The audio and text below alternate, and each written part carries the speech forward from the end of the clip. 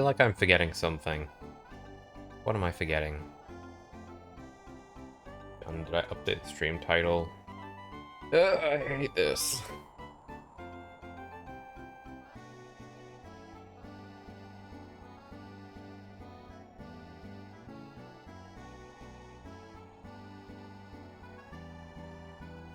Let's see.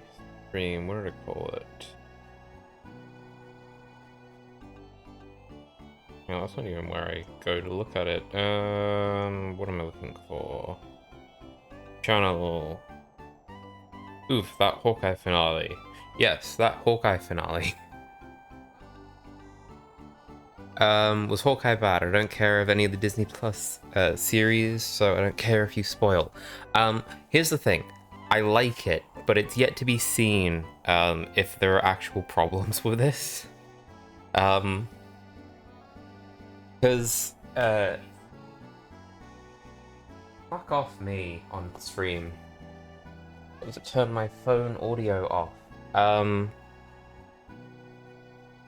So last week, at the very end of the episode, Kingpin shows up, from the Daredevil series, played by Vincent D'Onofrio, and that's really cool. But this episode, sort of has him, again, at the start, really cool. He seems to be underground, so there's like, ooh, has he been to prison? And he's just like, sort of, this is the next logical step after the Daredevil series. Like, he's trying to stay under the radar and everything.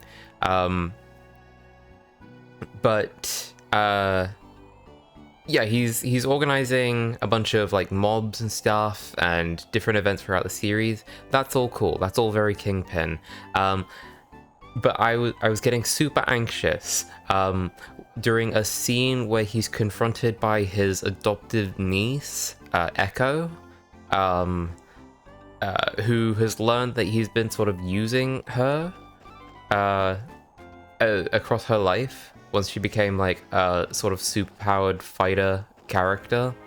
I can't focus on two things at once. I'm gonna have to stop. I'm gonna put my controller down because my brain is firing at a million thoughts per second. So his final scene in the show is his adopted niece holding a gun at him, going like, "Oh, you lied to me. How could you do this to me?" And he's like, "We're family though." And the camera pans up, and then there's just a gunshot. So it's left ambiguous, like, oh, did she shoot him? Are we gonna get, like, in the Echo series that was announced, sort of resolution for that? And, like, maybe he grabs the gun. Maybe they didn't, have this show just to kill the Kingpin? Because that would be super fucking bad. If this very beloved Marvel Extended Universe character was brought in just to be killed. It's like the idea of, like, if in No Way Home, they brought in all the villains, but they just, like, made fun of them as, like, huh, your motivations suck. Unlike us, the MCU, who have flawless motivation for our villains. It could have been like that. But then I logged into twitter.com, and I saw that Kingpin was trending. And apparently, that whole scene in the show is taken straight from the comics, and the follow-up for that is just he loses his eyesight. So I don't know if he's gonna like grab the gun and it's gonna like, I don't know, do some weird thing where it only like takes out his eyes. But that's not in the show. I was expecting a post-credit scene where they confirm what his fate's gonna be, which just has me super fucking anxious. Because, like, if this is the last we see of Kingpin, that was really bad. But if this is the start of, like, a new take on Kingpin, and, like, he's blind for a while, kind of like Daredevil, that's gonna be really cool. Especially if he crosses paths with Matt again. Really excited for the possibility, really anxious that it's not going to pay off at all, is a good way to look at it. I I, I think I would just rate Hawkeye overall as a series quite mid. It's just fun. It's fun for the most part. It's very grounded, very low level stuff.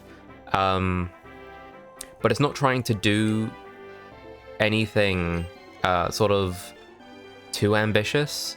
Like, it's not like WandaVision, which is like an ode to sitcoms, going through the stages of grief of this woman. It's not like Falcon and the Winter Soldier, which botches all of its moralizing about what it's like to be a black man in America. It's not like Loki, which is botching introducing the multiverse and failing to explain it. And it's not like What If, which is fucking garbage. It's just a story about a guy who wants to get home for Christmas, but he keeps getting like dragged into an ever-expanding scuffle until the end when he makes it home for Christmas. So it's very neat. Very few world-changing things. There's just 2 Hawkeyes now. And I really like Kate Bishop. There's also a bunch of LARPers in the show, who sort of befriend Clint and become like his helpers, I guess, in the final thing. And they get their own costumes. That was really cool. I like the LARPers. And apparently they're from the comics too. So that's neat. The follow-up stuff for the Black Widow film. So in Black Widow, we learn that Black Widow had a sister called Yelena. And the whole film is about them like reconnecting or whatever. In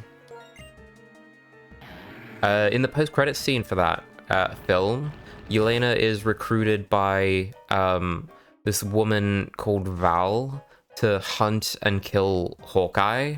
And the sort of motivation behind it is like, oh, how would you like a chance at the guy who killed Black Widow? Which is super fucking interesting because, like, oh, I thought the world would know what happened with the Soul Stone thing in Endgame. Whether, like, and they've got Nebula to verify that, like, oh, if Thanos got the Soul Stone the first time, and these are the rules that Clint is saying, it's like, why would Clint lie about it? But I don't get the conflict with Yelena. Like, I get the idea of, like, she's hired and she's doubtful of Clint's story. But, like, 5 seconds of, like, thinking about what's going on, and she would come to a conclusion that is, oh, I've been hired by terrible people to do a job, and they might not be completely genuine about what they're claiming. It's very interesting. I think the post-credit scene for Black Widow, actually, it had Hawkeye in the Ronin outfit from Endgame, but this show makes it very clear that the world doesn't know who Ronin is, despite the fact that he's been unmasked several times. Like, the only people who know by the end of the show is Kate Bishop, Clint, his wife, and the Avengers. I was like, everyone else is just like, ooh, the Ronin. Oh, I guess the Tracksuit Mafia also know. And I'm not actually sure if Kingpin knows either.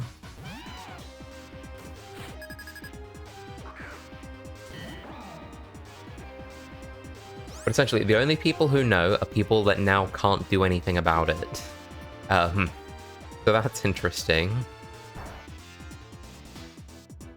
I was rewatching episode 5 before I started this one, episode 6, just to be like, oh, it's been a week. I don't remember really what happened.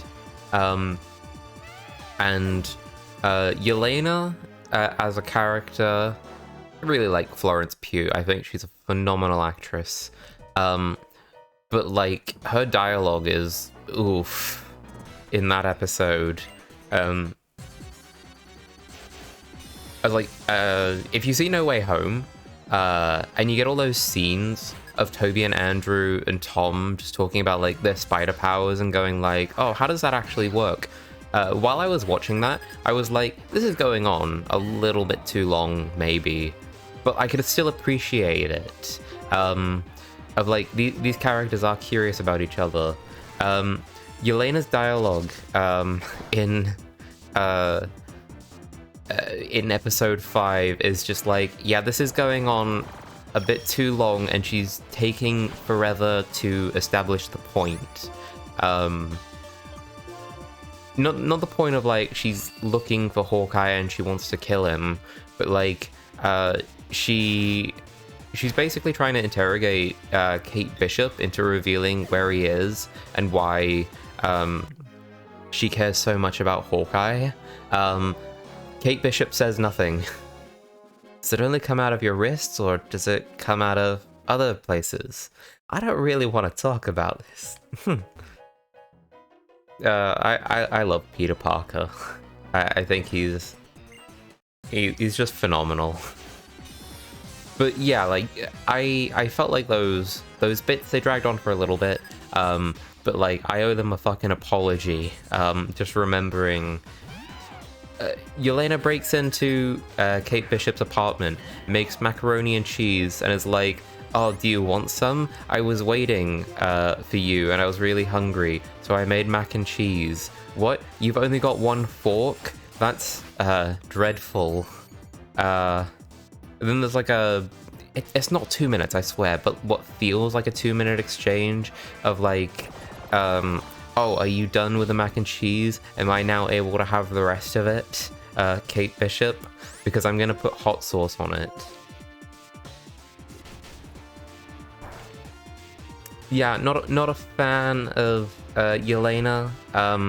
Takes forever to really get to the point of like, why do you people like Clint? How can you forgive Clint for his past? And I'm just sitting there going, yeah, but you're aware of a lot of Black Widow's past too, and yet you expect people to forgive her because she's dead and the universe has been saved. It's like, oh, I think you're missing something. That like if you stopped for like 5 minutes maybe, and also, I don't know. I guess I kind of just assumed that the Avengers revealed all about what was going on in Endgame, and like there's literally a documentary in the airplane scene in Far From Home when Peter's going on vacation. There's like Nova, there's Stellan Skarsgård doing like a talk or something, and then there's like the Gauntlet, and it's like the snap. I would have assumed that like a lot of information would have been declassified because like, holy fucking shit, this is a universe shattering thing. And I liked Hawkeye on the first Avengers. People were hating on him. I like Hawkeye too. I can understand why people thought he wasn't that good back in Avengers 1, but like the longer his sort of story played out as like a secondary character in all these big ensemble pieces, the harder it is to say like, yeah, and he sucks, because like he's got some really good fucking scenes in Civil War. The family in Age of Ultron sets up stakes. It's like, oh, if Hawkeye dies, these people are gonna suffer a bit. Let's see, Endgame, the whole, the Ronin thing is super fucking interesting. And just, the fact that he was Ronin, and paired against Black Widow and Vormir, it's like, that is compelling conflict. Thank you, please inject some more into my veins. But he's the dumb Arrow guy, so we've got to take him absolutely not seriously. I'm sick of it. If you want to idolize a guy in a tin can, or Shakespeare in the Park Man, why are your priorities like this?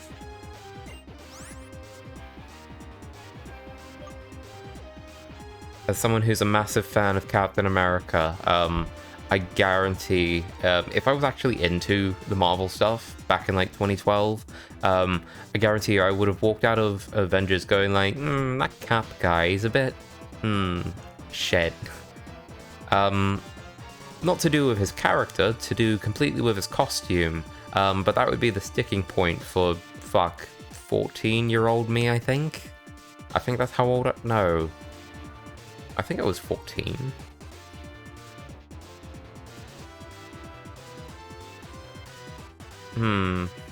Avengers... Avengers Cap is the worst look. Switching Pokemon. If my team looks suspiciously different from the other day, it's because in the meantime I made a better team. This is messed up, but I'm glad Iron Man died so they don't give him 50% screen time.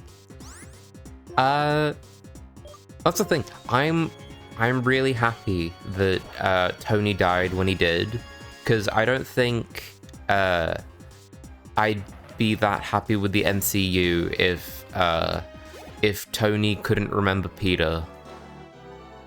Because like that is such a oof, that relationship was so fucking good over the course of the films. That like if Tony forgot the kid who essentially caused him to team up with the Avengers again to save the universe, I would have had a lot of things to say about that. Mostly, why the fuck did you do that? But he's dead, so he can't forget. That's good. What's not so good, actually, is like, Tony's dead, and apparently he didn't pay for any of his friends to be Avengers, according to Falcon and the Winter Soldier.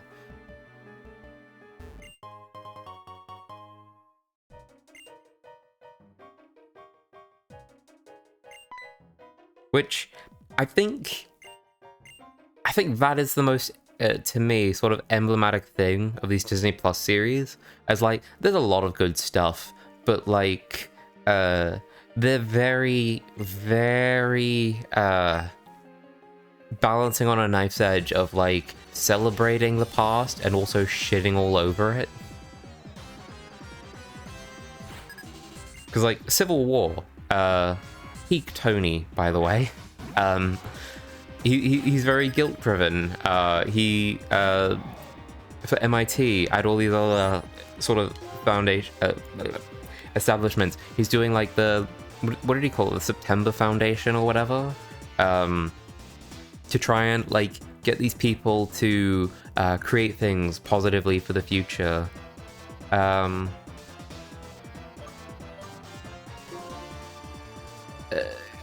It's like he's a very guilt-driven character. He's driven by his regrets to do more, which is super fucking interesting and really, really good in Civil War.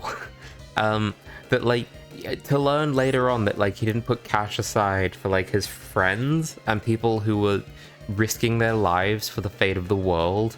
It's like, nah, I don't buy it. Falcon and the Winter Soldier, get your shitty fanfiction out of here. I just wish they didn't do that. If Tony had lived, Peter would have just went to him to get him and his buddies into MIT. Well, if Tony lived, Mysterio wouldn't exist. He's really, that entire conflict absolutely hinges on the fact that there isn't a Tony Stark. Speaking of, I'm disappointed there aren't more Mysterios in the MCU. Just because, like, yeah, technology and medicine are fucking crazy in this universe. Why don't we have more regular people trying to be superheroes?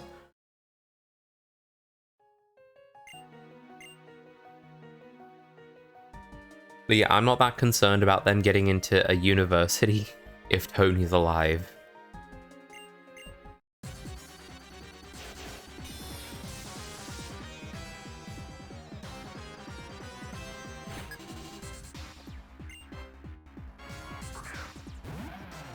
I mean, it's It's really interesting thinking about the state of play Stark Industry has in this universe now.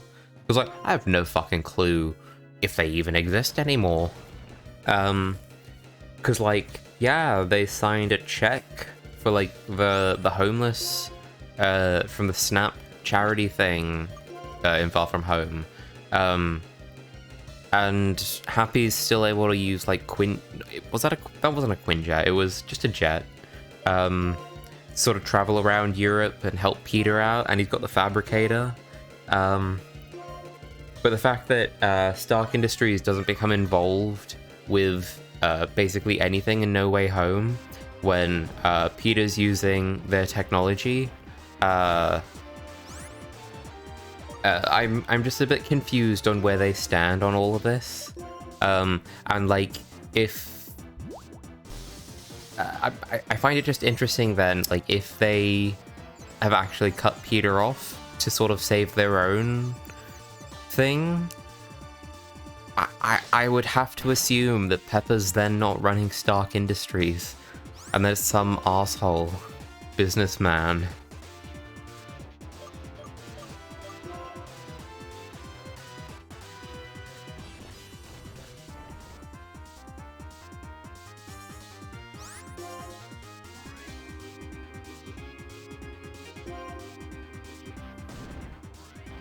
Can we kill this Crocorock, please?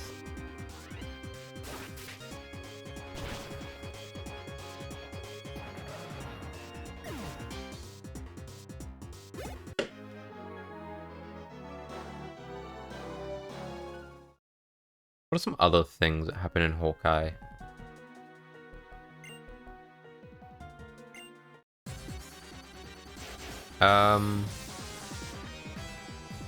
It was cool that Kingpin gets hit by a car and thrown through a building, and he just gets back up.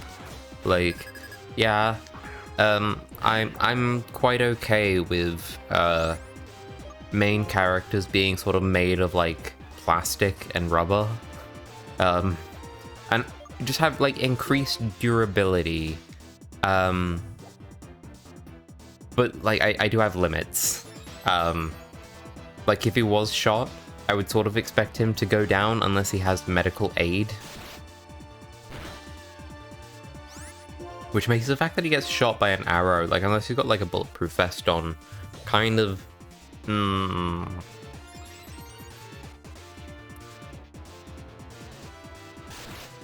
God, if he's dead... it's gonna be super depressing that Hawkeye says to Kate, you managed to take on Kingpin and walk away. Not many people are able to do that. For this to be like his first actual MCU appearance, only to die. And yet Kate Bishop, you walked away.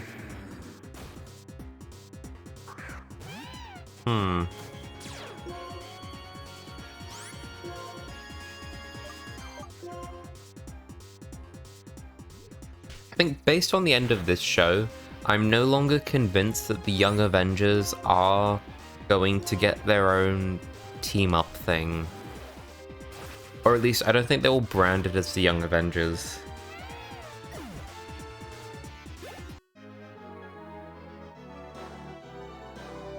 Actually, it could just be the Avengers, actually. Like, the new wave. Like, it doesn't...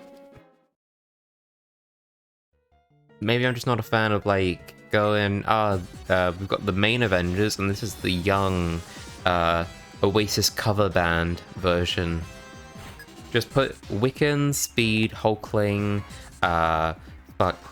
Patriot, I think his name is, Iron Lad, Cassie Lang, and the new Hawkeye in a team, and make the next Avengers film about them. I think that'd be fine. Oh, but we still don't have Wiccan and Speed in the MCU, shit.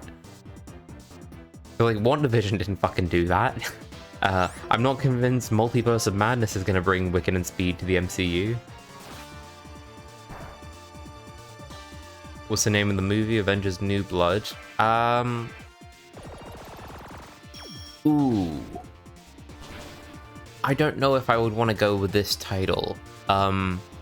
But I think it all hinges on how Multiverse of Madness goes. But like, if we get like the next Avengers film is just like Young Avengers, I would call it the Children's Crusade, which would then suggest an adaptation of so Wiccan and Speed's mum is the Scarlet Witch, who has gone missing. I don't know if I actually wanted to learn that move. Shit. So they essentially just go looking for the Scarlet Witch to find her. Doom gets the powers. Dr. Doom is in it, and he marries the Scarlet Witch to get her powers. And Cassie Lang dies. So I'm not sure what elements of that you would adapt into a story. But I think calling it the Children's Crusade, if it's about the Young Avengers, might be a decent way to go. I'm lying, I don't know how it should go. Because normally you start with forming a team like this. It's Ed and he's got Reshiram. I don't care what people say, this is the canon pairing. It's N and Reshiram. Anyone with N and Zekrom's lying to themselves.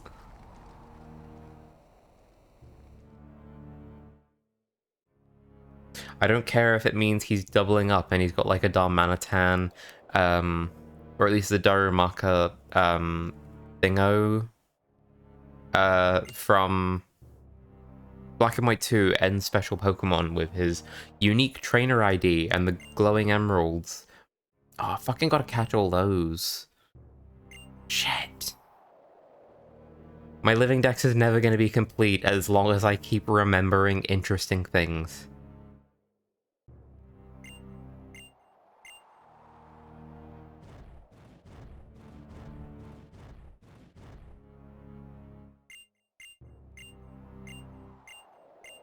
You know, I'm quite happy with the idea that like they won't announce the next Avengers film until they can actually announce a title for it.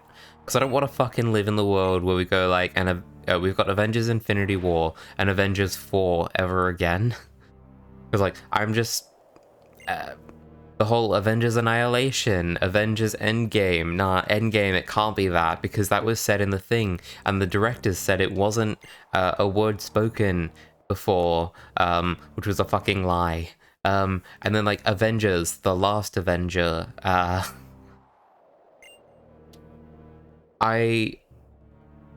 if they're going to announce a new Avengers film, I want clear direction. I want them to put the subtitle.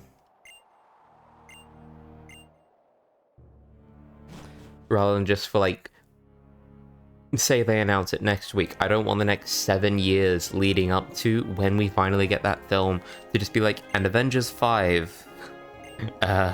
Can we know what the subtitle is? And Kevin Feige just going, nope. Infinity War 2.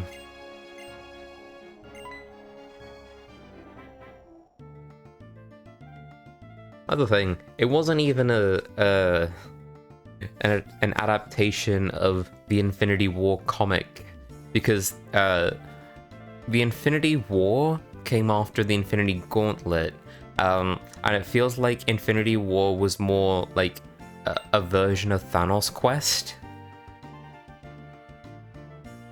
I am a fucking nerd. Whereas Infinity Gauntlet is Thanos has the gauntlet. In Infinity Gauntlet, the comic, is like the second he gets to Wakanda in Infinity War, and he's got like basically all the stones, and he's about to like do the thing, and then like the immediate aftermath of that. That's about as far as Infinity Gauntlet is in the MCU, the comic. Whereas Infinity War is a completely different thing. It's like evil Adam Warlock. Oh wait, hang on. I took out the flying Pokemon. Shit.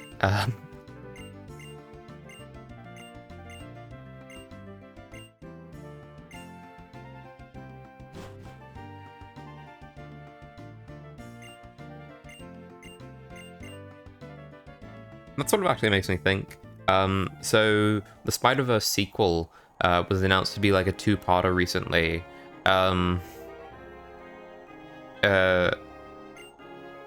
and like the sequel is called Across the Spider-Verse or something like that. And I'm just really curious if it is actually like Across the Spider-Verse Part 1 and Across the Spider-Verse Part 2, or they are actually going to do different titles. Just because I really don't like Part 1 and Part 2. Like, if it's one story, make it one movie. I feel like people can live with like 4-hour films. I don't care anymore. If you don't have the sort of temperament for them, whatever. Go watch your 2-hour flick. Or wait for it to be on home release and hang on, where am I going? Nimbasa City. Wait for the home release where you can pause it whenever you like. That is why the Netflix model of like films can be however the fuck long they need to be. Yeah, we'll release what is it? The Irishman. It's like a fucking 5-hour thing on streaming. It's like Zack Snyder is a really good streaming director because all of his studio meddled cuts suck. That like if you need a director's cut to make your film better, you might as well not have it in cinemas and just make films for a platform that's more hospitable to those long form things. In another universe, Thanos joins the Avengers and they battle Pepper Potts because she goes rogue. Well, that's the thing. In the Infinity Gauntlet comic, what happens is Thanos gets to a point where he's challenging like the cosmic beings to become the new Eternity. Huh? But he gets into a position where like he leaves his body and ascends to like a spiritual plane, which gives Nebula the opportunity to steal the Infinity Gauntlet. So now Nebula's got the Infinity Gauntlet, and she banishes Thanos into space because he's been kind of torturing her, all throughout the comic. And you go like, finally, justice for Nebula. Hang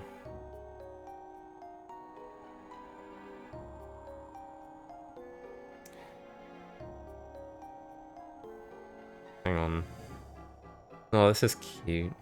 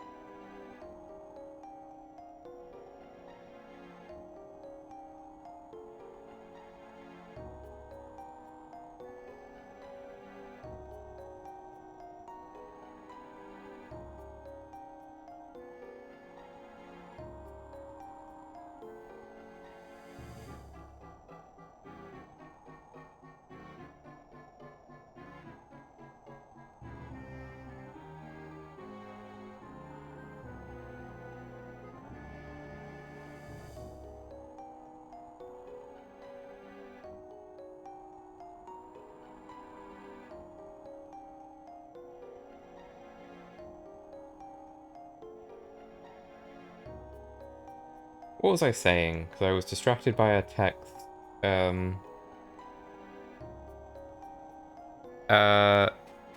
Right.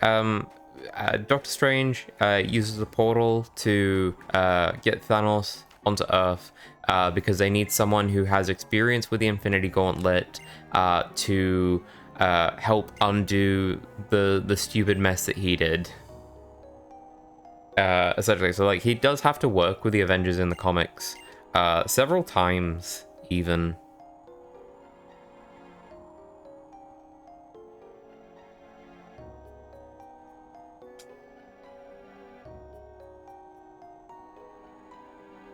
Did you open any of your Christmas gifts yet? Did Santa get you anything interesting?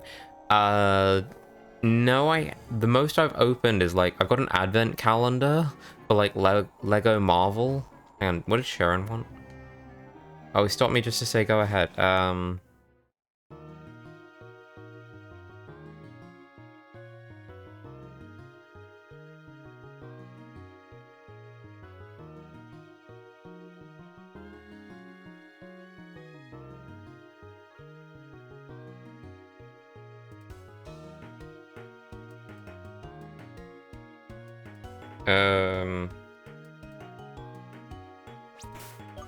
Yeah, so I've just got that little advent calendar, been doing that every, whatever.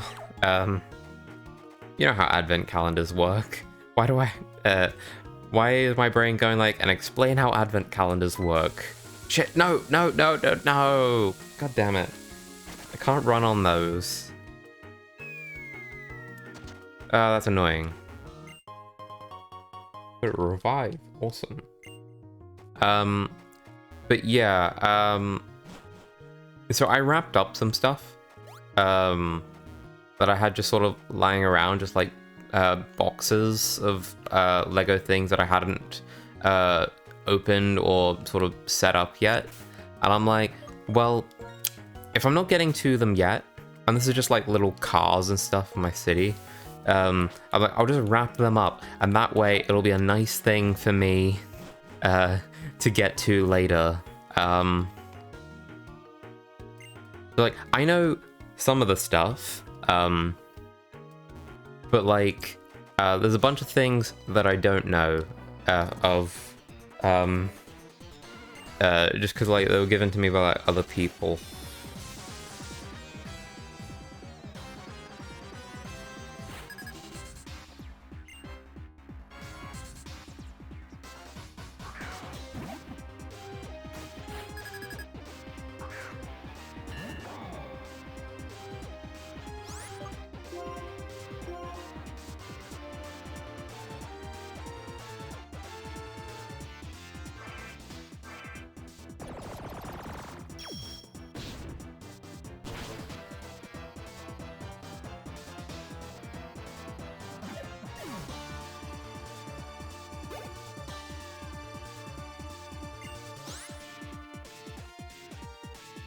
Let's see.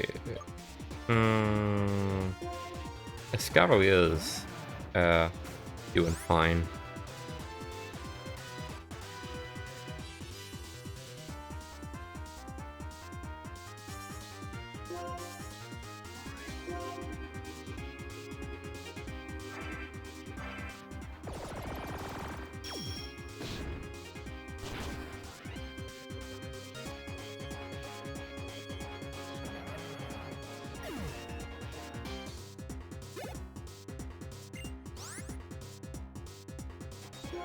Switch. Oh shit, I took out... No, I took out Caracosta. Why would I do such a thing? But no, that's the thing. Like, I'm burning with mild curiosity about what some of the things are, but like, I'm pretty sure my partner would kill me, like, if I were to open anything, even of the stuff that, like, I wrapped for myself. I was like, yeah, she's really into Christmas. Hmm.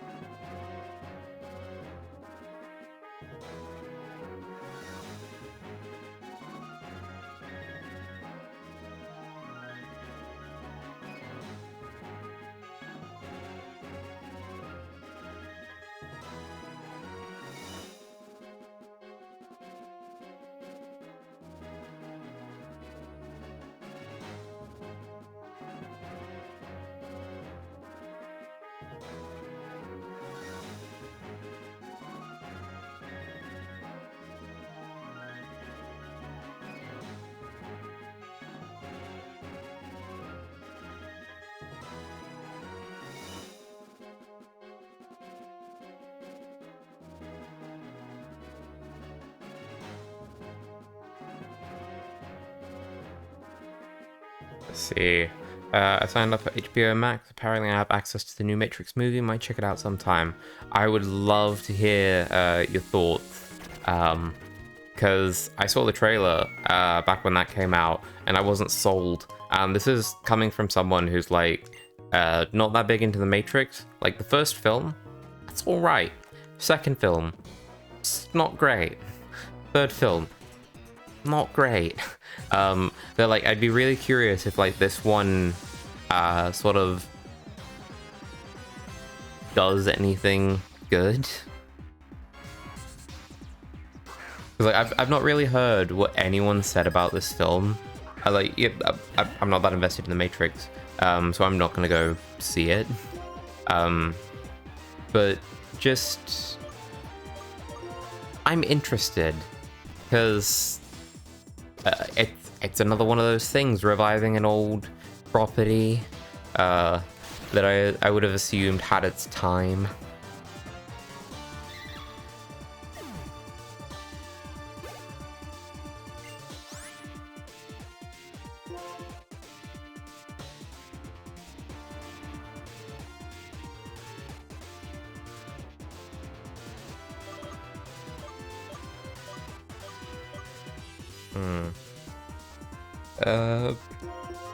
Yawning.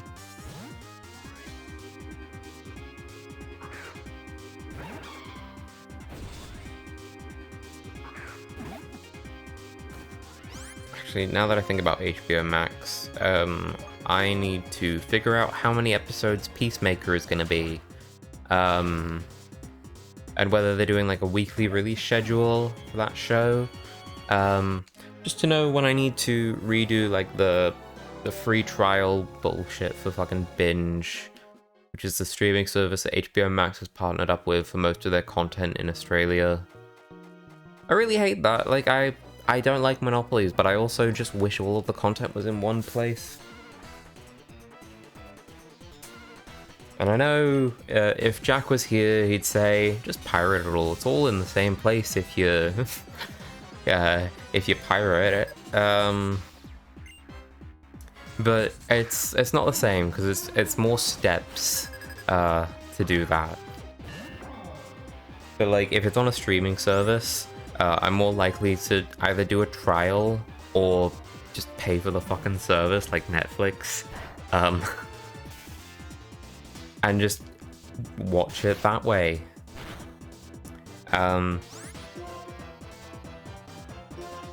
I just wish it was all in one place and not every studio needs their own fucking service. Because like I could say it's not consumer friendly, but like they don't fucking care.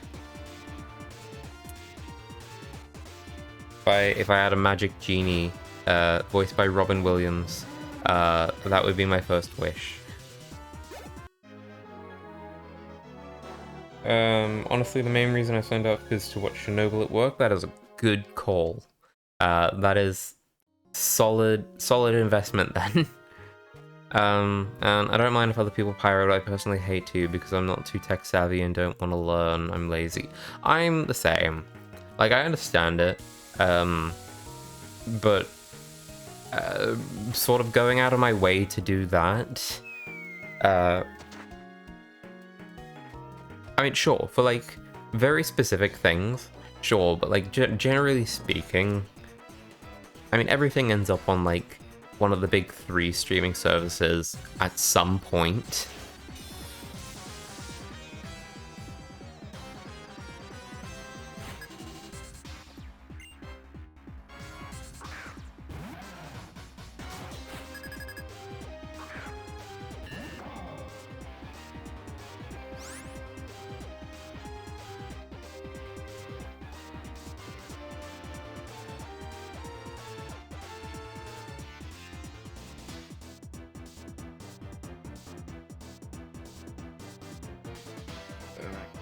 Respond to messages.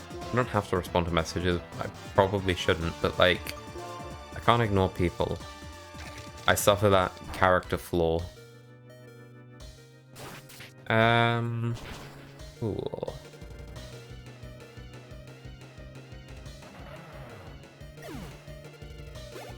Just trying to think, what other things are coming out anytime soon that are worth, like, checking out? Seems like Netflix pioneered streaming, but it's kind of in the background at this point.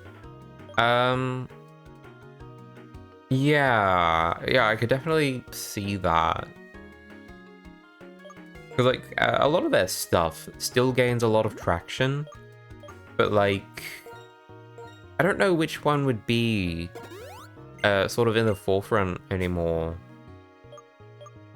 Don't want it to be Disney, please. God, no.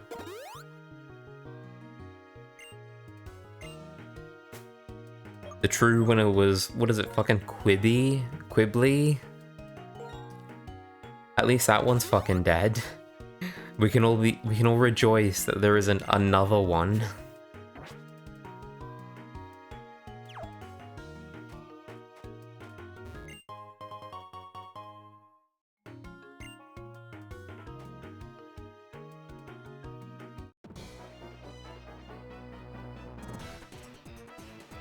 I know that Disney Plus actually has sort of like a parasite infected a lot of people's lives, but like if Mandalorian wasn't on there and all these Marvel shows weren't coming out, I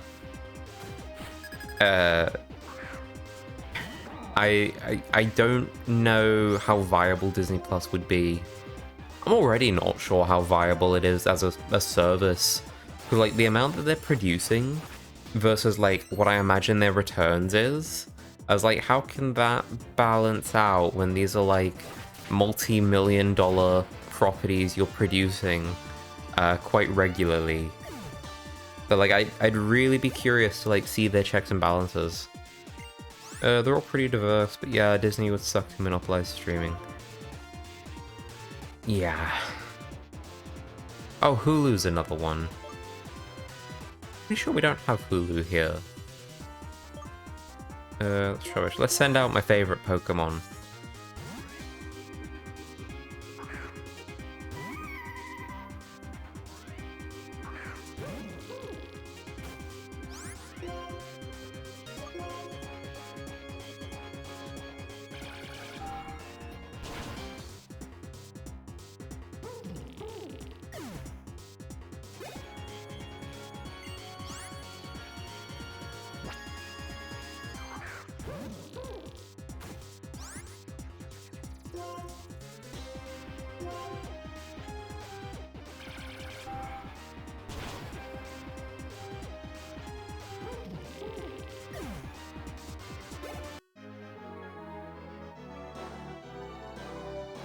Streaming service has just become cable. That's just the end point, it seems.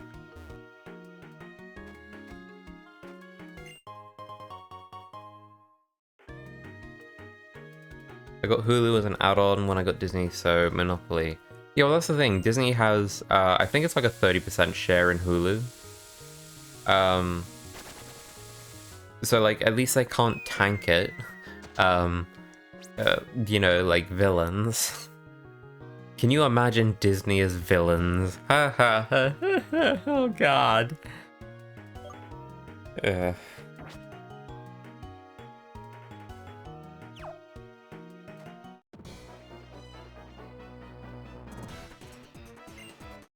know, it's really fucking depressing now that I sort of think about it, that like, when they bought Fox, I remember a lot of people saying, yeah, but now we'll get a good X-Men film. Now the Fantastic Four are home with Marvel. And they proceeded to do fuck all with them.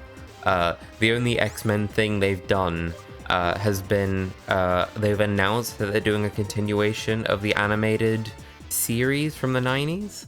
You know, rather than announcing their own shit and doing like their own Gambit film or their own fucking Wolverine.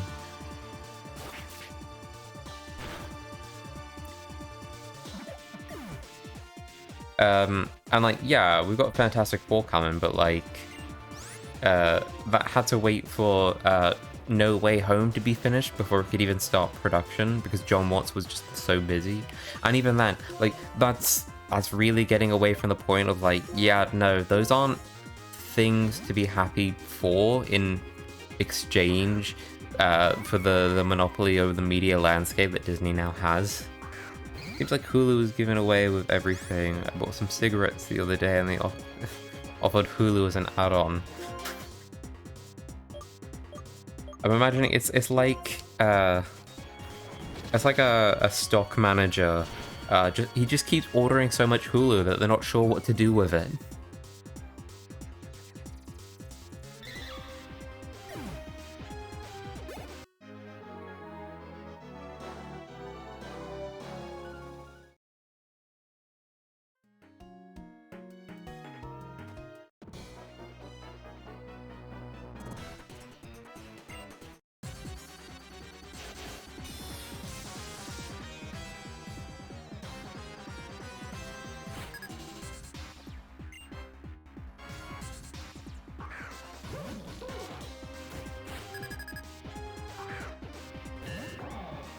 You know, there really is a shame that we've got all these streaming things that home media is sort of really falling out of favor. Because like owning the Blu-rays is essentially the way to get around streaming, but it is so fucking expensive to own these things forever. Or to like have to pay a monthly subscription amount for a Blu-ray of something you will then own, and it will take up physical space.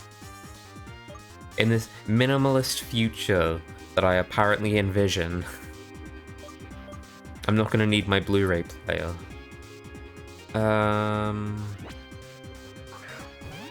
Scavalier, just keep going.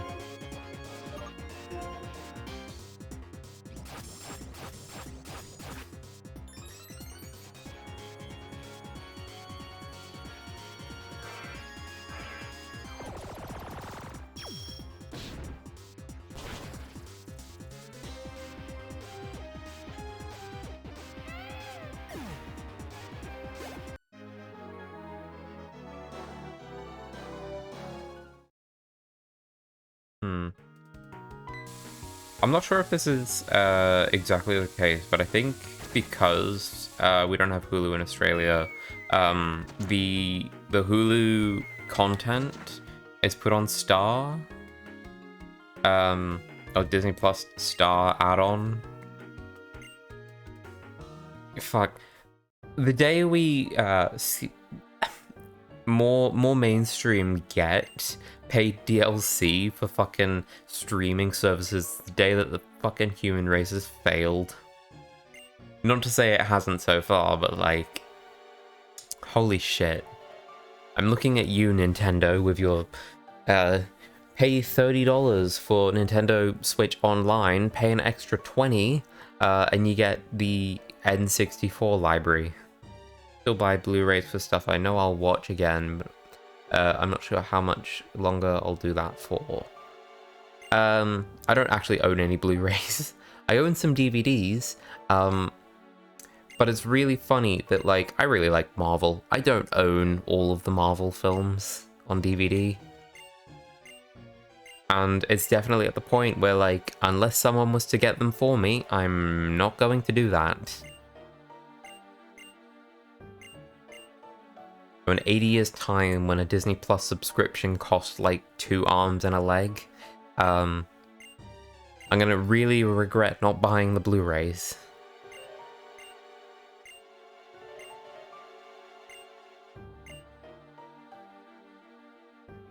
I'd consider doing it for, like, yeah, the HBO shows, but just because, like, they're not readily available in Australia on any of the streaming services that I've already got.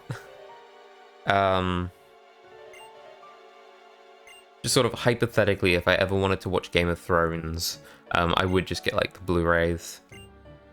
I'm sure I'd enjoy the hell out of it, as bad as the ending was. Isn't that polite of the trainer? He moved out of the way. It does suck when the internet goes out and you want to watch something. That rarely happens, if I'm honest. Yeah.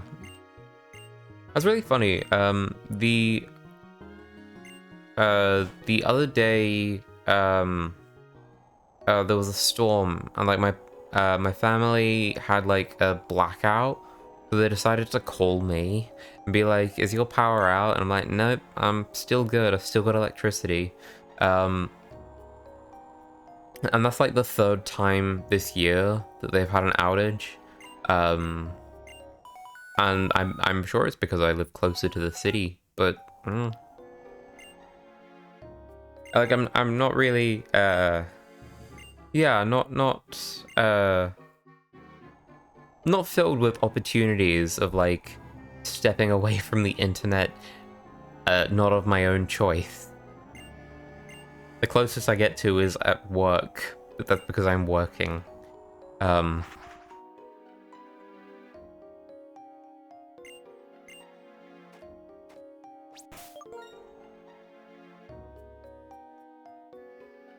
I remember as a kid we would have outages and be forced to play board games. Yeah, I remember that sort of stuff. And to be honest, I kind of miss it. But like, sort of as an adult, I live alone. So like, if my power goes out, what the fuck am I gonna do?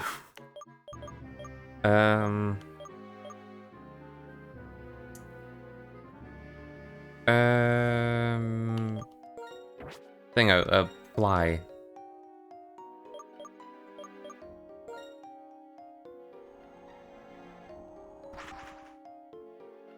Oh no, 4. I mean 5. No, fire. Fly. Wait, no, I shouldn't do that, because I still need... Oh, the next gym is a fucking headache. I hate it. It's really fucking cool, but at the same time, I'm like, But I need to keep Bird in my team. I guess I'll just sleep. No, that wouldn't be my thought process. That would be like the... Oh, it's... I've exhausted every possible option. Now I guess I'll just lay down. Not necessarily sleep. I'll just lay down and stare at the ceiling.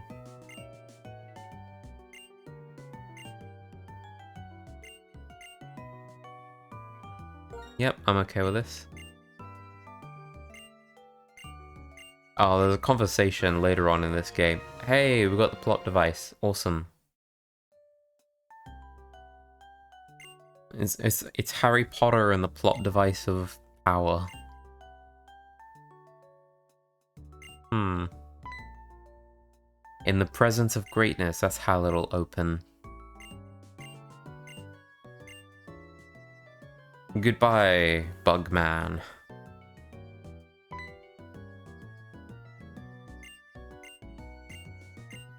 Hey, we gotta talk to Iris. Awesome. I have unlimited data on my phone, so if my Wi-Fi goes out, I'm still good. I don't. I'm on a very limited plan, because it's not actually a plan, it's prepaid. Because I'm like, oh, if I don't want to contact people, I could just not pay my plan. For however long I want. Hasn't happened yet, but hey, that sort of Damocles is hanging over some people. So yeah, that is frustrating when I'm like on a bus and I'm getting those messages going like, oh, you've only got 250 megs left, and I'm like, oh shit. It's really crazy how integrated phones have become into our daily lives. Yeah, and it's really crazy how purpose driven that's been, and at the same time how sort of ironic, I want to say it's become. Because like, yeah, in our everyday lives we're holding like very, very capable small computers, and yet the common consensus is like people are probably getting a lot stupider because of them, because of these devices that at their very fingertips they could answer any question, communicate with any person, and just experience things that like to someone maybe 40 years ago would have been like a fucking acid trip, of just trying to like conceptualize.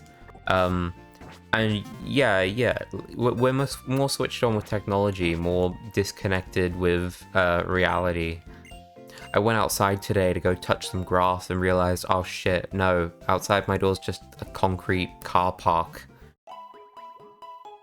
That's not actually true, I didn't go outside. That's also not true, I did go outside, but not to touch grass.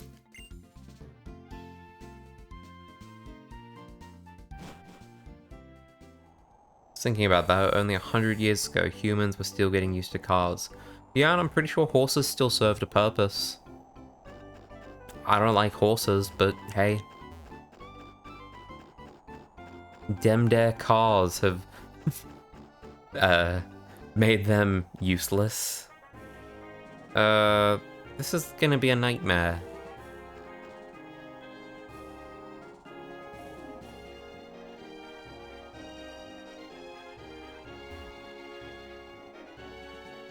Oh, okay.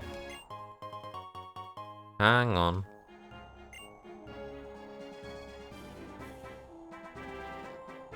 Do I not go that way? Do I go this way?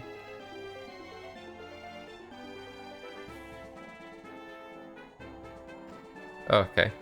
That does make me think though. I was watching a internet historian video the other day. I think it was just talking about like weapons. It was like an in the field. I think with no, who was it? Wasn't Ordinary Things. It was someone else. I would have killed multiple horses by now if we still had to use them, mostly from negligence. That's okay. They make great dog food, apparently. They don't. And glue.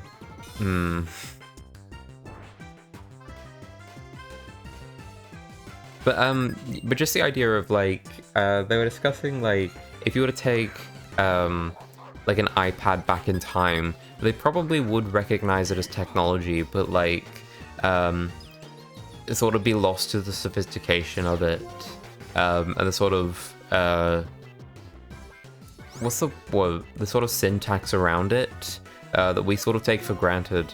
As like it's a tablet, you use your fingers to touch it and make it work.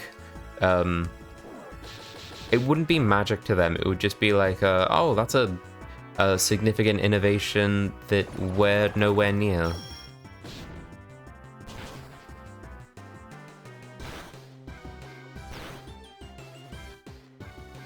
We've got computers 60 years, 80 years ago, but they fill an entire room. What? You can fit it in your pocket? I think this might be witchcraft. Without the internet, though, an iPad is not useless, but really limited. Yeah, that's the thing. Without the internet, it's fine. It's without electricity that it becomes useless. Because, like, if you take the iPad back in time, it's like, yeah, it can function for a bit. But depending on how far back you go, being able to get, like, a safe and consistent supply of electricity for it to be charged. I used to know a little bit more about electricity and sort of how it works. Like you'd need like a converter or whatever to turn the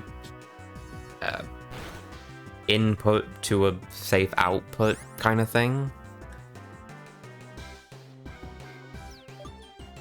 But like I would really wonder, like if you wanted to take an iPad back in time, you really need to know how more things work.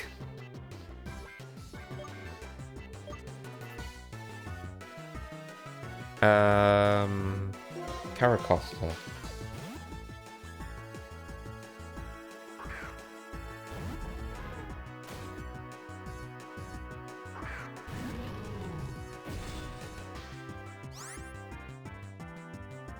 Resistance is futile if greater than 1 ohm.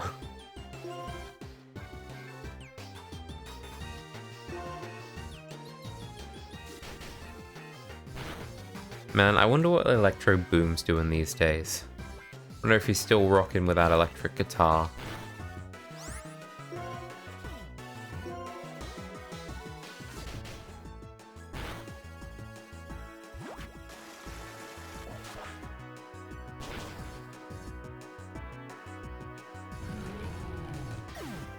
Maybe that's a sort of interesting thing to me, but like, when professionals in a field are able to make videos like that, and like, you see all the explosions and shit in an Electro Boom video, and it all looks dangerous, but you just got to assume it's like, oh, but they understand the science, so it's probably actually not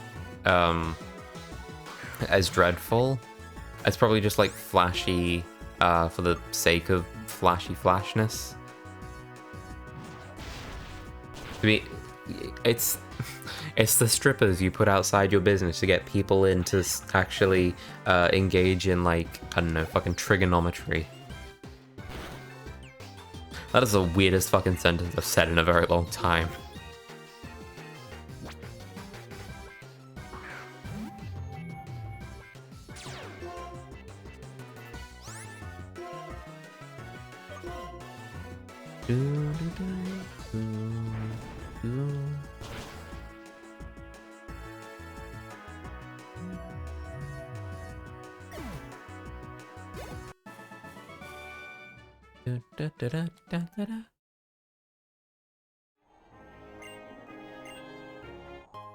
Hooray, we got a full restore. Just the one.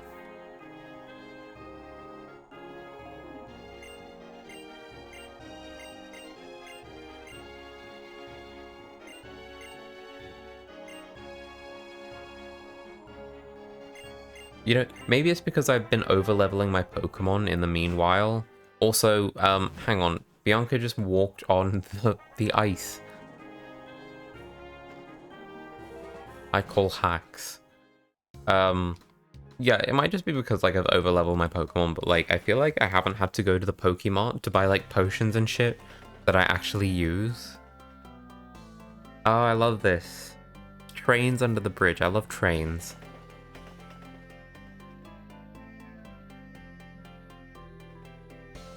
I don't like that my controller is kind of fucking up now. Come, walk these 4 feet with us. Thank you. If I ever open a strip club, I will only hire dancers that are math majors. See, I appreciate the idea, but I think I would just feel really bad about it. As like, oh, you went to university for this expensive degree and this is how you're paying it off, or I'd feel really, really bad about it. Not to say they don't get words. It's their say. They get to choose sort of the professions they go into, but like, it would just feel weird, is the way I'm gonna put it.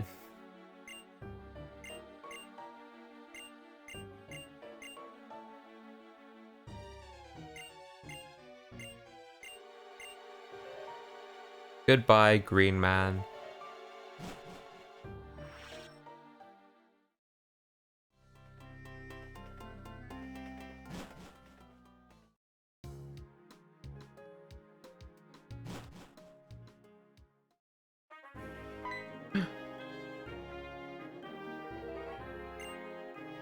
Oh no, he's thrown something at us. I mean, a paycheck is a paycheck at the end of the day. Yeah, no, absolutely.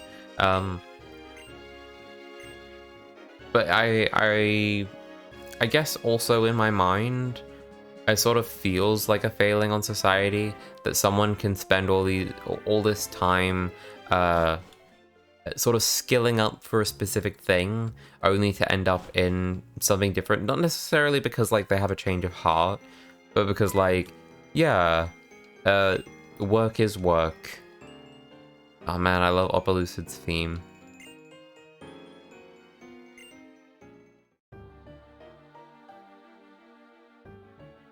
That's correct. Our Lord N has combined his power with the legendary Dragon-type Pokemon and intends to create a new world. We herald the return of the hero of Unova, founder of this region. Pokemon are different from people. They are living beings who contain unknown potential. It's called Infinity Energy. They're living beings from whom we humans have much to learn. They are beings whose greatness we should acknowledge, beings who should be freed from our oppression. Freed? Pokemon? We, Team Plasma, invite you to join us. We all want to create a new world where people and Pokemon are both free. Ladies and gentlemen, I ask you now, please release your Pokemon. And so I end my plea to you today. Thank you, one and all, for your attention. That's something I don't think was continued going forwards. I don't remember it, at least. But, like, I really appreciate that the text box goes to the person. It's just one of those things of, like, I really like that. Infinity Stones in Pokemon? Thanos is coming. No, please don't say that. I don't want them to do, like, a genocidal maniac again.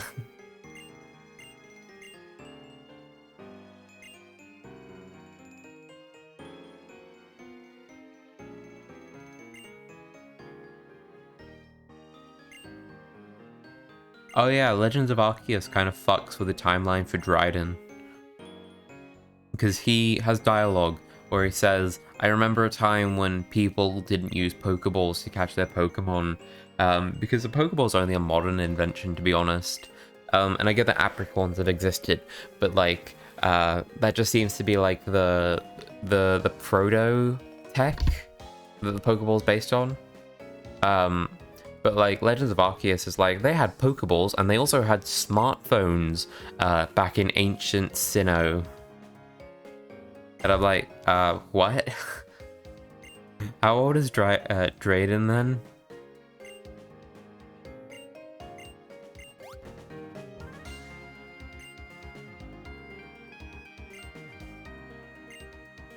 But no, every Pokemon has this thing called Infinity Energy that they use in the ultimate weapon to fire a laser to erase all life except for Team Flare off the planet. And in one universe, that actually worked. Oh yeah, Legends is coming out next month, barring any delays. I didn't know that. I mean, I knew it was coming. I didn't realize it was next month. I better finish Metroid before then. Even then, like, I'm not enthusiastic about Legends Arceus at the moment. Like, I've seen the trailers, and I'm just like, I have no idea what to expect. That, like, I don't know, because like I like linear Pokemon games. I'm gonna be honest. That have a clear like end point. That like I look at the Arceus is trying to be like an open world kind of thing, and I'm like, that doesn't sound like something I really care to be streaming. So I'm probably not going to do that. But if I do, I better be sure to have Metroid finished in time. That's alright. If I start Metroid in the new year, that just gives me 4 weeks worth of streams. And if I'm doing 3 a week, so that's 12 opportunities. Oh, this is so cool. Walk away. I love it.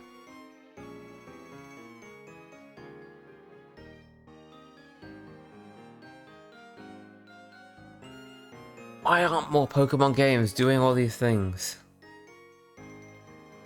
I don't know, I've always been okay with the regular Pokemon formula. People give it shit, but I enjoy it. Yeah, no, but that's the thing. Like, within the regular Pokemon formula, there's a lot of shit you can do. Because, like, you get games like Red and Blue, which are very about the progression, and you just sort of go around a region. But then you go to Black and White, and it's like, oh, it's the same formula, but like they've added so much story, so much character and stuff, that it's no longer just like go to the next place, get the gym badge, go to the next place, get the gym badge. Oh, there's an encounter with the evil team. While sticking to the same formula, it's like go to the next gym town. Here's some story. There's nothing wrong with a formula because you can do so many things within it. Even like Black and White, coolest fucking thing it ever did. You don't battle the champion until the post game. The post game is just like continuation.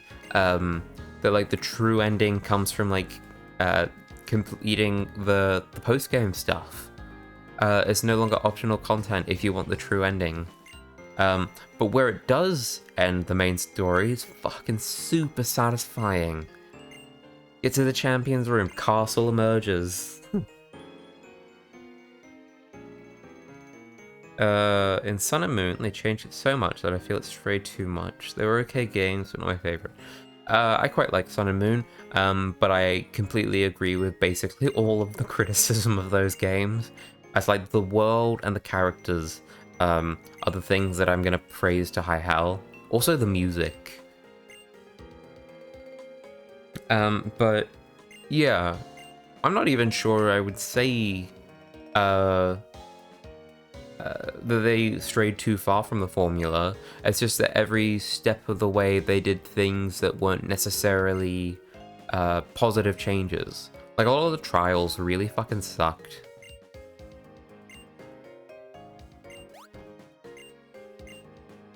But it just doesn't... it feels like you're overcoming an obstacle, but the obstacle you're overcoming doesn't contribute overall to the actual gameplay. I don't know, it's weird like that.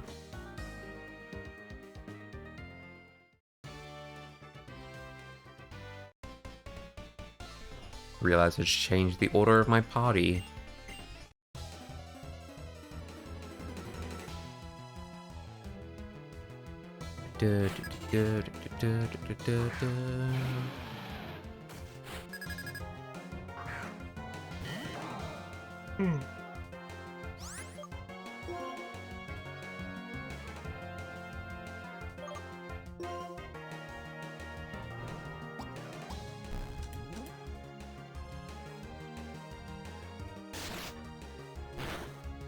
I hope they fired whoever thought Raticate was a good boss Pokemon. I think it was fine. I mean, you're not gonna get more than like a lukewarm defense from me. It's like, yeah, no, I'm not really a big fan of many of the choices. Best I could probably say is like they wanted to demonstrate the day-night sort of duality aspect, I guess, of the gameplay. They're like the boss Pokemon for Sun and Moon are different. One of them has Raticate, one of them has what is it, Gumshoes, which is like the detective Pokemon.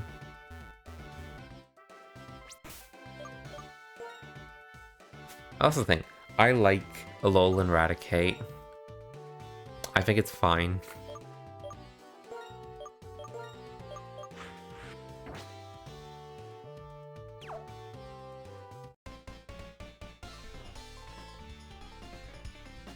Alolan Marowak is really cool because they knew exactly how to, like, do a new form. I was like, what, you like Marowak? What is it you like about Marowak? Is it that specific encounter where one fucking died back in Kanto? We're gonna make this one a ghost. That's awesome.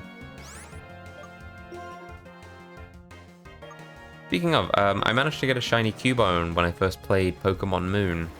I didn't use the shiny Marowak because I don't actually like many shinies. But like, that was cool.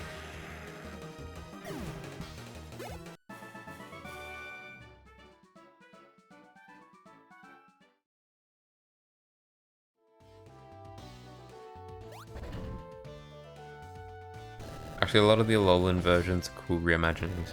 Yeah, I'm particular words. In particular, I'm a fan of like Alolan Raichu and Alolan Vulpix. Like Alolan Vulpix, fucking hell, that is a design that is like perfection.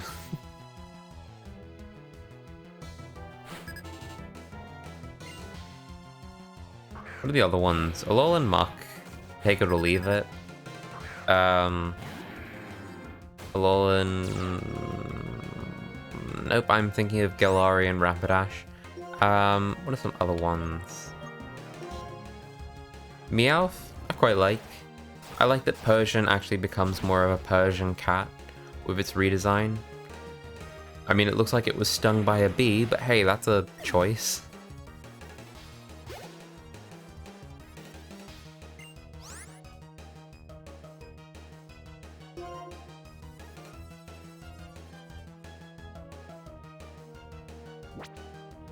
But the big takeaway I would have is like, whether or not all of the Alolan redesigns are, oh right, Alolan Exeggutor! Oh, fucking love Exeggutor. And just the cascade of memes of like, open this image and it's like, 10 meters long. I love it. So much. But like, I don't think those Pokemon in particular had to be good designs. It just had to prove a concept that could then be developed further down the line. That's why I'm really glad that they brought them back with the Galar region in Sword and Shield. Because like if if regional forms were just like a Sun and Moon thing, I'd be like, oh, you really missed a trick. And so I look forward to them being in like every game from now on. Every new game at least. Like no fucking way are we getting... We didn't get them in the Diamond and Pearl remakes. If they remake other games, I don't think we're gonna get new ones. Even though that's a way to sell your fucking games, Game Freak. Just add new Pokemon. Make it essential for people who like collecting. And people who are like really intrigued by these new designs.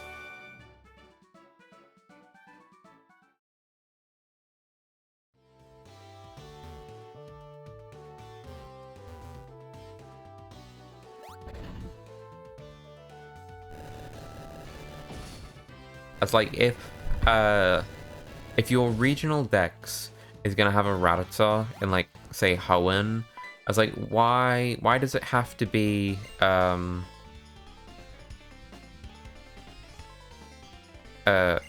does it have to be Kanto when we've got options for like Alolan or just make a new one?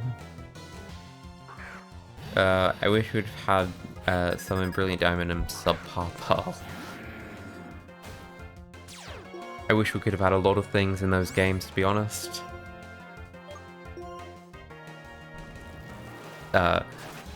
Make it one game, make it a remake of Platinum. Really didn't need to be two versions. I can't step away from that point at all. Of just like how redundant and how terrible it was. Not only that, but like all the quality of life improvements in that fucking game. What a waste.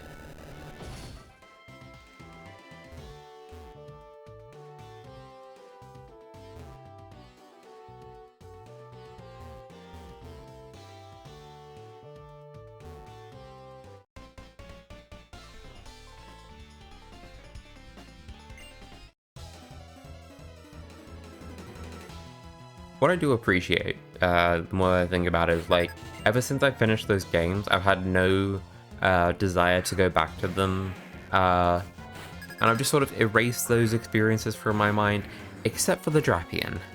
But like, that's a very unique thing. But just this idea of like, yeah, it was a bad game, I'm moving on with my life. And I think I'm better for it. even though I still really want to make the Switch era Pokemon video.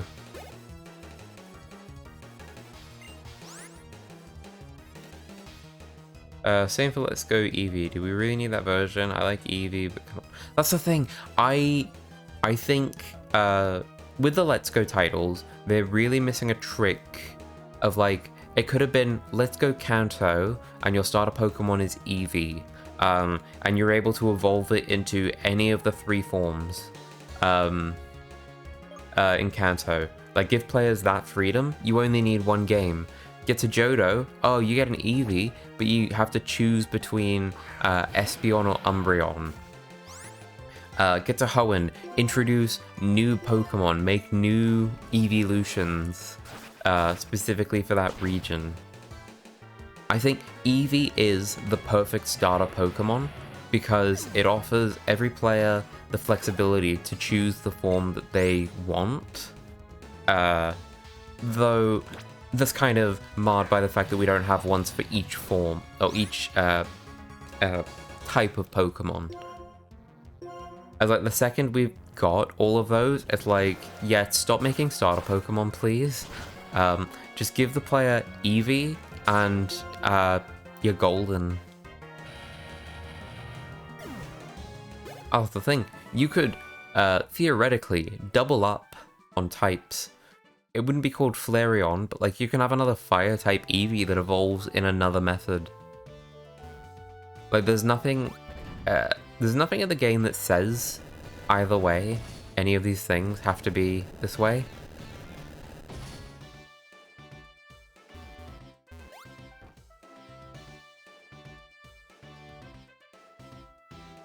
That was really doing well on the logical, clear sentences today.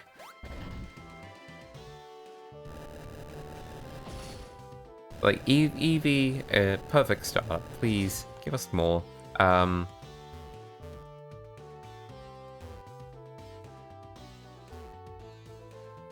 like Pokemon Colosseum because you get Espeon or Umbreon.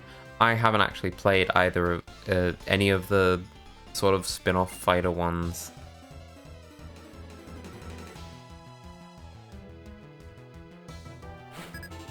I think you get one. Surely you don't get. You know what? You might actually get both.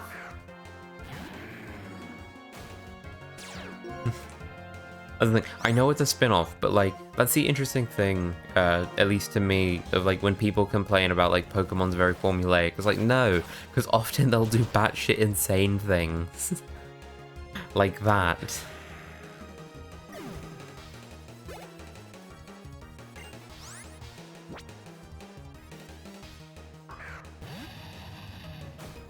If Pokemon's so formulaic, why doesn't Sun and Moon have all the same problems as Sword and Shield? Well, no, Colosseum wasn't a fighter one, it was like an adventure game. Right, I think I'm mistaking it for Stadium, and just dumping it in that, but like, again, I haven't played them. Or, wait, no, I've played a bit of Stadium, and I wasn't that impressed. But, yeah, I'm quite happy to just dump them in.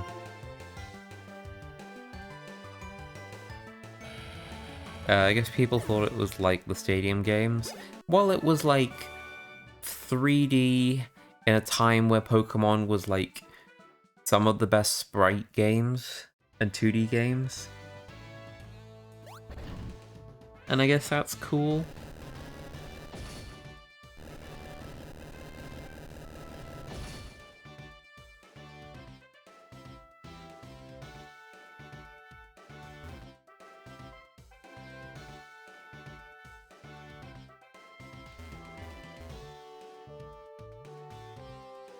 Oh my god, this is so convoluted.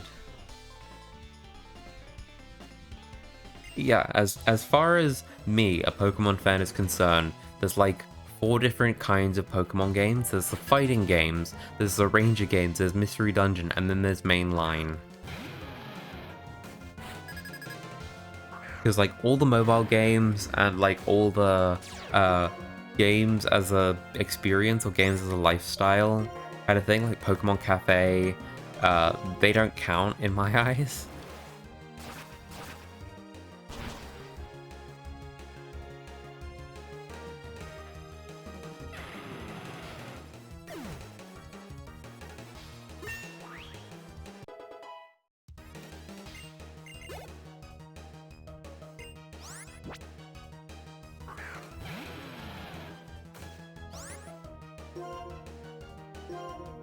I've never played the ranged ones. I'd probably enjoy maybe.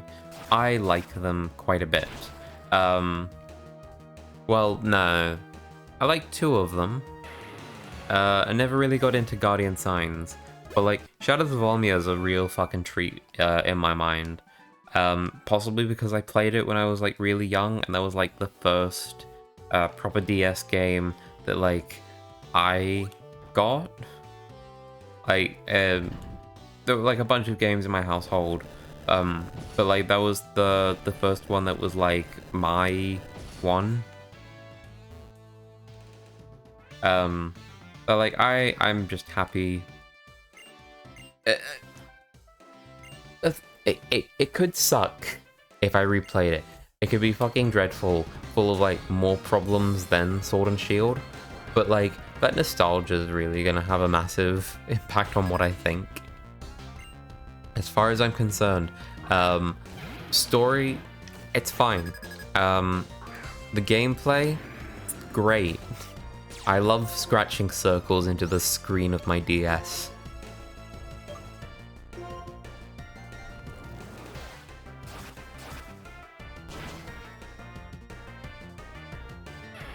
Wonder if we're gonna one-shot every one of these. Probably do some dragon dancing, in case.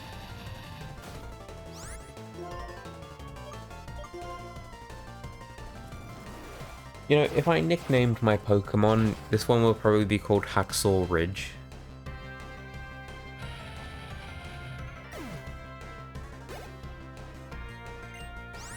Ah, she's got one too.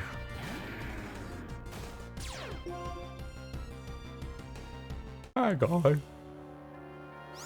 I'm pretty sure that's 4 levels lower than it's meant to be to evolve it. Iris confirmed cheetah.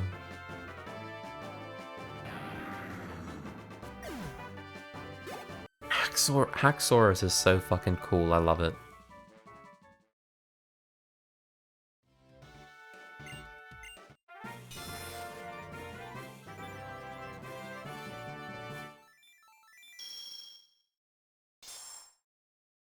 Before I get too far, like, I'll finish this, then I'm just gonna go get some water.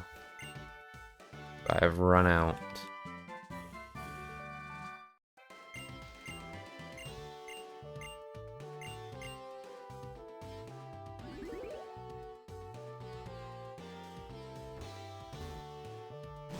I'll do the conversation with Juniper. Hello. I came to report on how to resurrect the legendary Zekrom. I thought it would be better to tell you in person than over the cross-transceiver. As for my conclusion, I haven't figured it out yet. I'm sure the Pokemon will wake up when it deems someone worthy. More importantly, aren't you amazing? You have all 8 of Unova's gym badges now, right? You become so strong. You probably don't even know it, but you've changed a lot since you left New Vema Town. What, 2 weeks ago now? Well then, I'll show you where such a strong trainer should head next. Let's go. Coming up is going to be one of my favorite interactions in this game. Pass through that gate, go down Route 10, and you'll arrive at the badge check gates. Once you get past Victory Road, which is past the gates, you're finally at the Pokemon League. Oh, that just made me think of when I was showing you around the Poke Center in Accumulus Town. Neko, do you regret setting out on your Pokemon journey? That's the thing. During a playthrough, not my first one, because I was actually reading all the dialogue, But like during a playthrough, I answered yes because I was just button mashing, and then I just sort of stopped button mashing after I was like, oh wait, hang on, there's an important decision here, and I just saw like she was kind of upset about the idea of like, oh, I've put you on this path, that like, ooh, character moments, awesome, more please.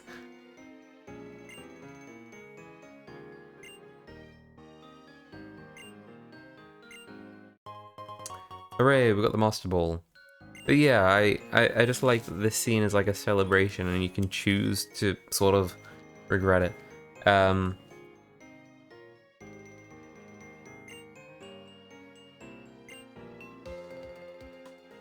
that sort of affirms, not necessarily the thesis, there's not really a strong stance on either side, to be completely honest. As far as the liberating Pokemon plot goes, it's like, if you agree with Team Plasma, you stop playing the game. You release all your Pokemon and then you put the game down. But it's moments like that that make you go like, you've been playing for this long. Do you think the journey has been good? Because if you answer yes, if you answer yeah, yes to the journey's been good and you don't regret it, then chances are you have a strong sort of perspective against Team Plasma as you go into the finale. You have a minute?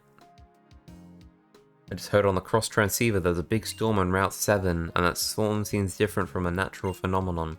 So strange. Thank you, Weather Lady.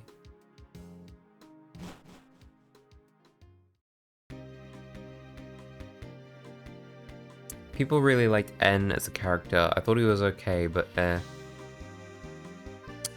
I'm quite happy to believe a lot of it comes down to it was quite good for a Pokemon game. Like I'm quite happy to say the standard for characters in a Pokemon game, at least competently written ones, is fairly low. Tie that with a lot of people are going to be feeling really nostalgic for this game, that they're going to be blindsided to like potential flaws. Because like he's kind of a nothing burger until that scene on the Ferris wheel, and even then, like outside of Team Plasma's castle sort of stuff, the Dragon Spiral Tower, and when you're seeing him awaken the legendary dragon, I was like, he's just sort of vague, wispy guy who's like, I can talk to Pokemon, awesome. Can you do something plot related here, please? The best I can say is like in those scenes, divorced from like the big Team Plasma drama, you can sort of get the impression that his sort of faith in his ideals is being shaken. That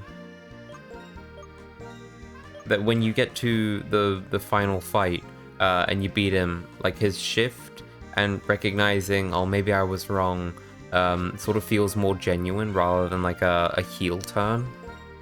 What am I looking for? I am looking for Macro Pals. I'm gonna get some water now. I thought the chairman from Galar was cool, kind of a douche, but also obvious how evil he is. I thought he was really inconsistent. Like he's a lovable doofus throughout like 9/10 of the game, and then you get to the Macrocosmos. I remember what the company's name is now. I couldn't remember that a while ago, but Macrocosmos skyscraper top, and then he's just being this like very obviously evil when he hasn't been characterized as such appropriately. Like he seems to be really competent.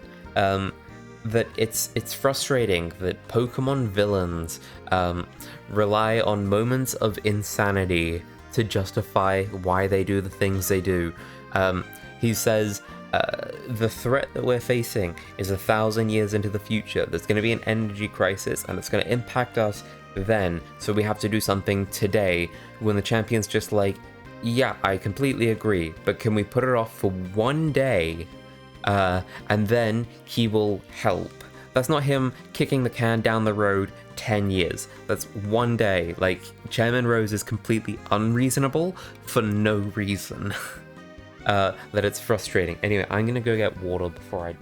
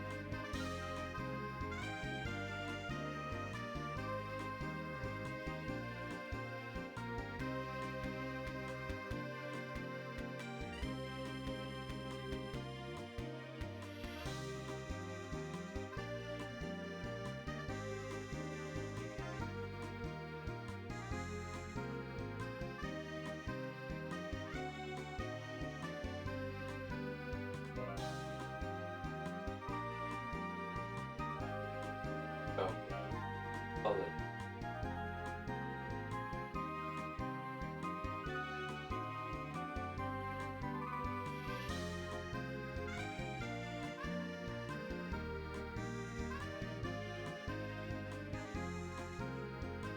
Doing maintenance midstream. Awesome.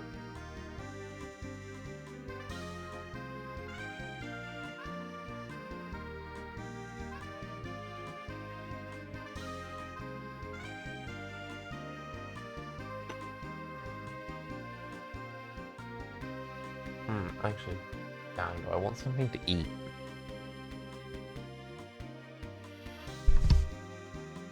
No, it'll be fine. It's only like another, what, hour of gameplay?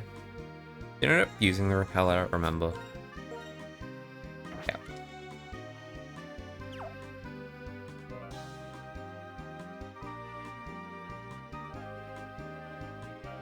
That's the thing, like, it's not a criticism exclusive to Chairman Rose that he's insane. As, like, I look at Lysander from X and Y, and just the... it's an issue that then... I just got a message. What is this?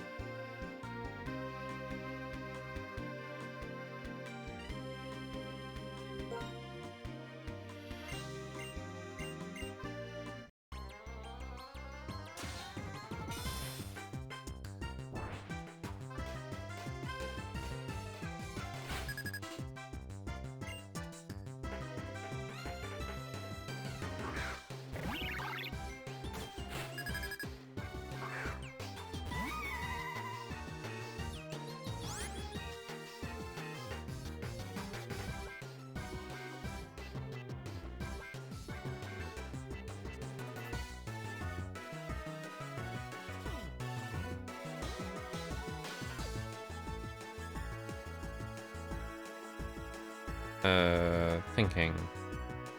What was I saying before I got distracted? Again. I'm really good at that.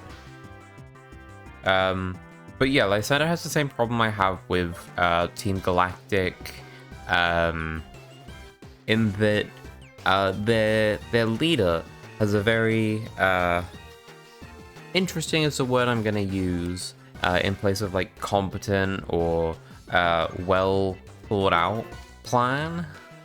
I was like, they've got a very strong vision that they want to achieve, and the grunts in their team just don't reflect the vision of the team really in a good way. Like Team Galactic are just a bunch of like numbskulls who are sort of comical in nature. They're like, I don't understand why they're working for a villain whose ideal world is one purged of emotions. I was like, oh, surely you'd want your grunts to reflect that. And I don't know, just do something interesting with that. And Team Flare, like, I get the idea of like, Lysander's entire thing is like, oh, I want the world to be beautiful. I'm gonna return the world to a beautiful state. And it's contrasted by the fact that Team Flare is ugly as fuck.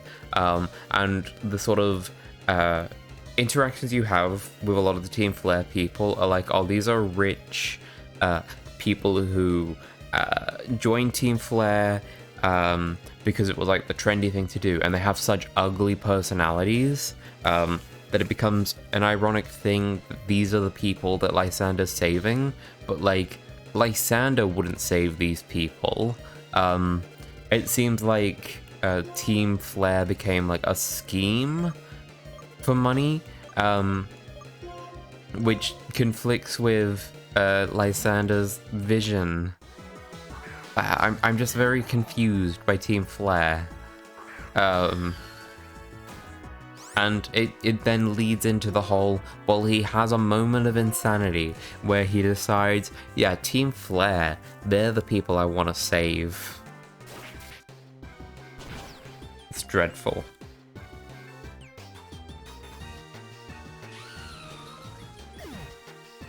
Who's your fave Pokemon villain? It's got to be a toss-up between Giovanni and Getsus. Getsus from this game. Where he's using the rhetoric of liberation, Pokemon liberation, to get... What am I trying to do? Where is he gonna go? To get the region into a position where enough people are giving up their Pokemon willingly that, like, by the time Mask comes off, he's the one with, like, all of the resources in his pockets. Like, he's the one that's got all the strongest Pokemon. He's got the legendary Pokemon. He's working with N, that he can, like, dominate the region and be in a position of power for a very long time. It's like all of Getsus's plan, and the sort of things he does to get there just all track very well across the game. That is his turn from sort of slimy opportunist preachy good guy to, yeah, you're just a straight up maniacal villain. It doesn't actually come out of nowhere. It's just really good. And Giovanni, because like he's as simple as they come, he's just like a powerful dude who's running a mob. You can't get any better than that. And who's favorite Elite Four? Ooh, I don't know.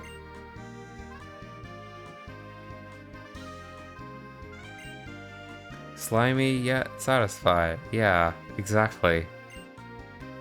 He's a snail. Or a bug. I don't remember the bug in Lion King that Simba eats first.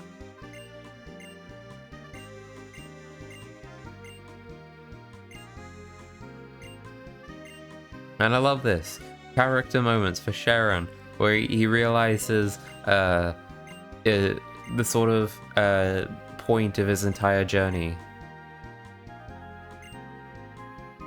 Awesome.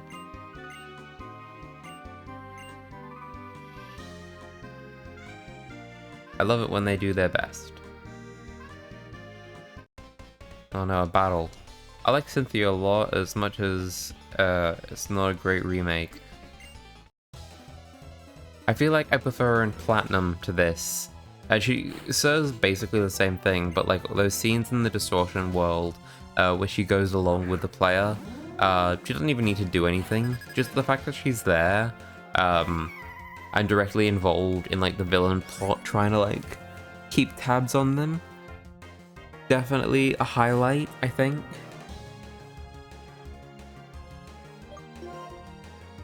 I really like Alder in Pokemon Black and White, where he had a partner Pokemon when he was a young trainer who passed away, and ever since then he's never been able to like battle with his whole heart, just out of like mourning, and so he'll go around the region, sort of not really taking his role seriously as champion. Not necessarily, actually, that's kind of uncharitable. But just, he's more willing to engage with, like, the world that's going on like, a street fair than directly confronting, say, Team Plasma from the very beginning. You could argue that despite this tremendous responsibility that Champion might have to the region, the fact that Alder doesn't feel capable of sort of fighting at his best and setting a good example is exactly the opportunity that Team Plasma needed to get started. And like it starts with rhetoric rather than a battle. That's really fun for a plot. Lance is kind of boring. The best thing Lance ever did was he used Hyper Beam on a guy at the Team Rocket base in Mahogany Town in Gold and Silver. But other than that, yeah, I'm not a big fan.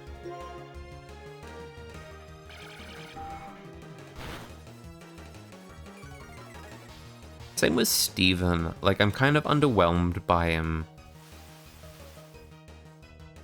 Like, I like that he's got I like him in the remakes, but like, what exactly am I talking about there? It's like there's not really much else to go on. He collects rocks, and he has Steel-type Pokemon, and he's the champion. Neat. It's like Cynthia, Alder.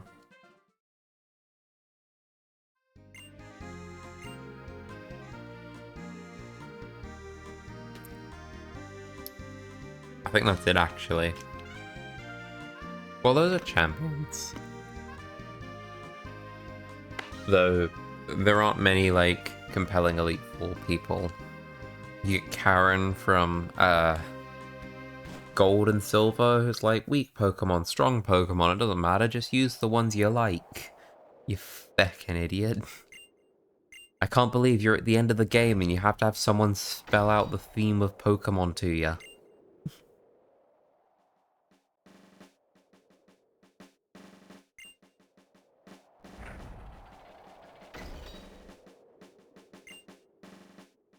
Look, Diantha in X and Y, she's an ex-movie star. Okay. Is that gonna relate to the facilities in X and Y? No, we don't encounter her in that, and that's for the player search system mainly. Is she gonna meaningfully interact with the villain's plot and maybe try to stop them? No? Okay.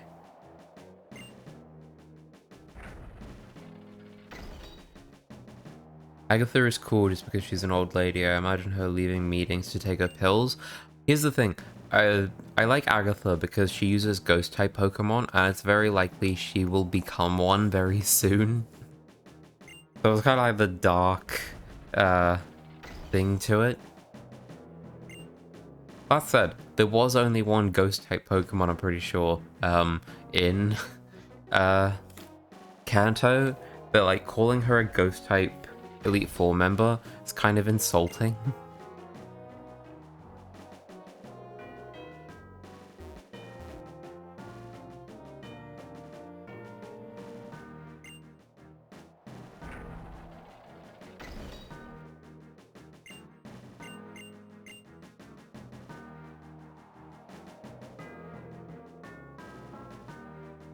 Hooray, we made it to Victory Road. I really like this one.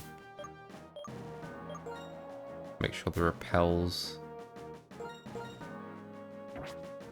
Just watch, I'll take 2 steps.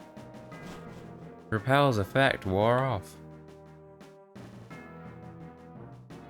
It always irked me that Ghastly Line is also poison. Yeah, there's too many in Kanto, in my very humble opinion. My very humble but correct. And that's the thing, I could be told, there's not too many, there's 3.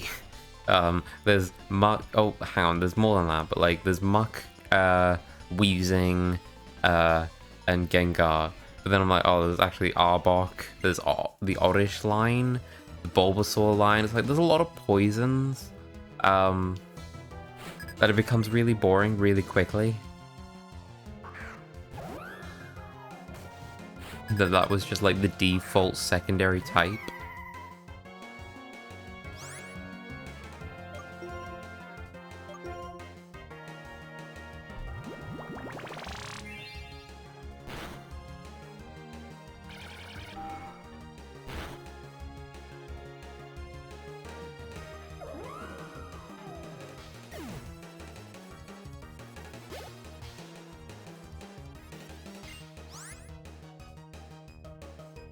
Yeah, avoided the anime episode where Ash needed a ghost Pokemon to battle Sabrina. Yeah, that never made sense to me. I like the idea of like, oh, you can't battle this trainer until you go complete the special mission kind of plot thing. But like beyond that, it's like, and it's just an issue of like there's these rare instances in like the original games where like there wasn't enough diversity in specific types, specifically Dragon and Ghost.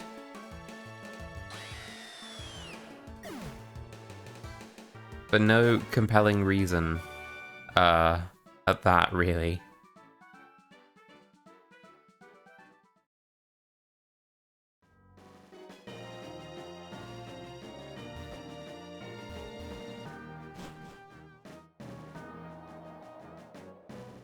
Look, he's gonna tell us how to do this. Awesome.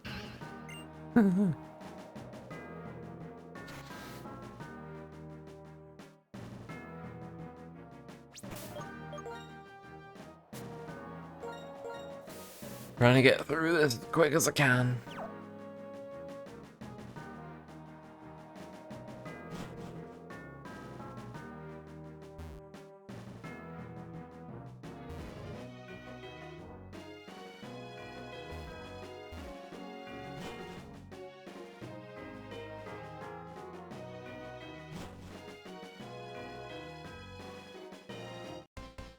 Honestly, it might have been way better if Wanta was actually an actual fighter and not just a stand-up routine for Sabrina.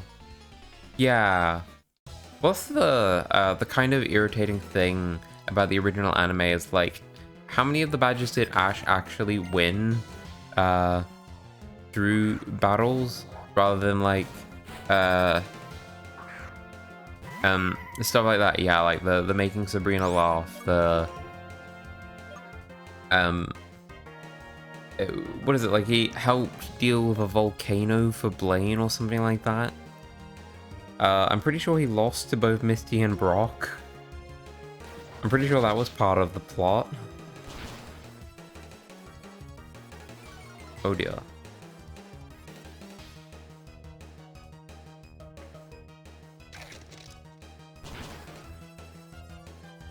I feel like they should have given us more like Lieutenant Surge situations where like he uses the fact that he's the underdog to his advantage of like, oh, because you evolved your Raichu early, it wasn't able to like master some of these things. Yeah, exactly. I don't remember what he did with Koga. Not gonna lie, I don't remember anything from that part of the anime.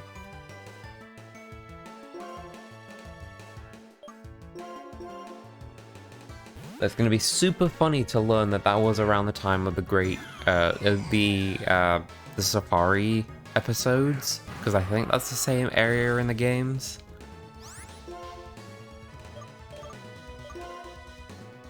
Flame Burst.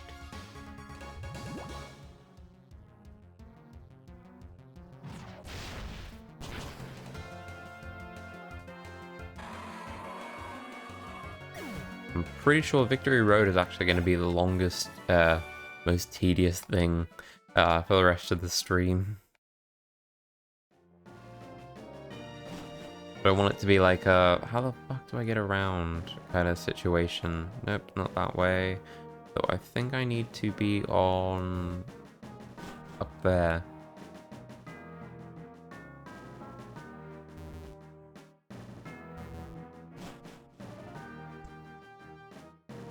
Team Rocket as the gym leaders was kind of funny. It was fine.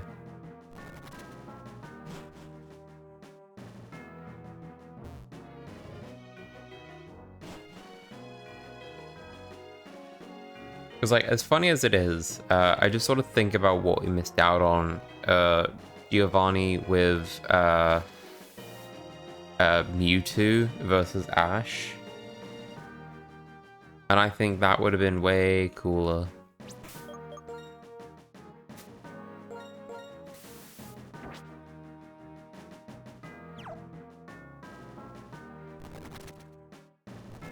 It didn't even need to be a thing that ends in, like, Ash winning. It could just be some other bullshit thing that happens. That allows him to still get the badge.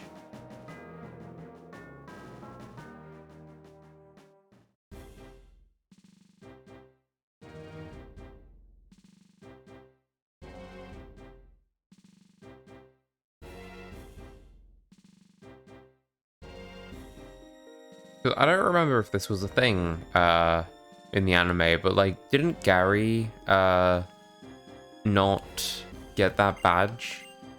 Like he was the one that actually thought Giovanni with Mewtwo, I think. That like it would be interesting if it was like a point of respect from Gary then, of like, oh, I wasn't able to get this gym badge, but Ash was able to. That must mean he might actually be the better trainer, because that's the one battle I lost, kind of deal.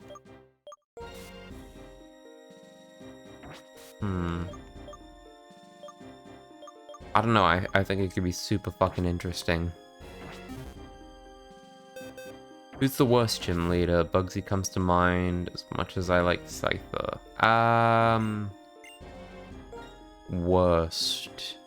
I really don't like Marlon. Somehow Gary got other badges apparently from other regions. I like the theory that there are more than the regular number of gyms in Kanto. In the game. That like trainers could go to whichever ones on their path, and we just follow like the easy route, I guess. Or like the regular path. I reckon that's it's good for like building the world out, whether or not players are privy to those options or not.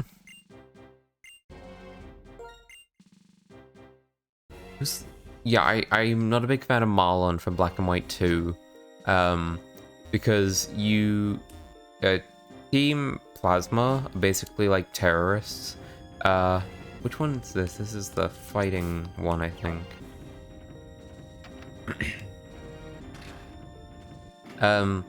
Yeah, they've just attacked Opelucid City, covered it in like a sheet of ice, on their plasma frigate. And you get to the final gym, you battle Marlon, and he's just like, oh, that Team Plasma I think you're just judging them. Maybe they have ideas and you're just not engaging with them or something. Just kind of like, it's kind of insane to have someone, a gym leader specifically, sort of trying to, not rationalize, but like, get the player to consider the point of view of Team Plasma, who's, not the great guys. I like the theory that the badges are easily forged and Pokemon League doesn't give a shit. They can't be forged. They haven't invented steel types back in Gen 1.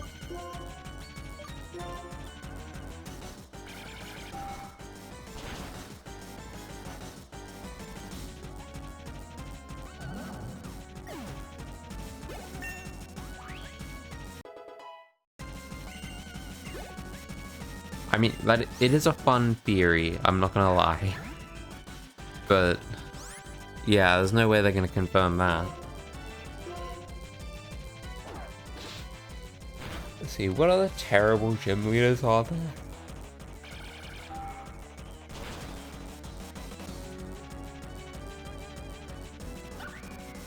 Let's see, Rock, Misty, Surge, Erica, Koga, Sabrina,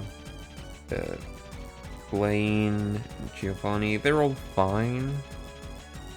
You get Faulkner, you get Bugsy, not a big fan of Bugsy, but whatever. Whitney, I really like Whitney. I wouldn't mind a remake of Gen 1, but they include regional forms. I don't want a remake of Gen 1 ever fucking again. I would want them to do a new adventure in that game, set years after the events of Red and Blue, but rather than repeating all the beats, like, you completely redesign characters, you phase out the gym leaders, you can make some of them Elite Four members, you can do all sorts of things. Just make it clear that you're not repeating the beats of Red and Blue, and you demonstrate that time has passed. Because I'm literally just sick of Red and Blue games.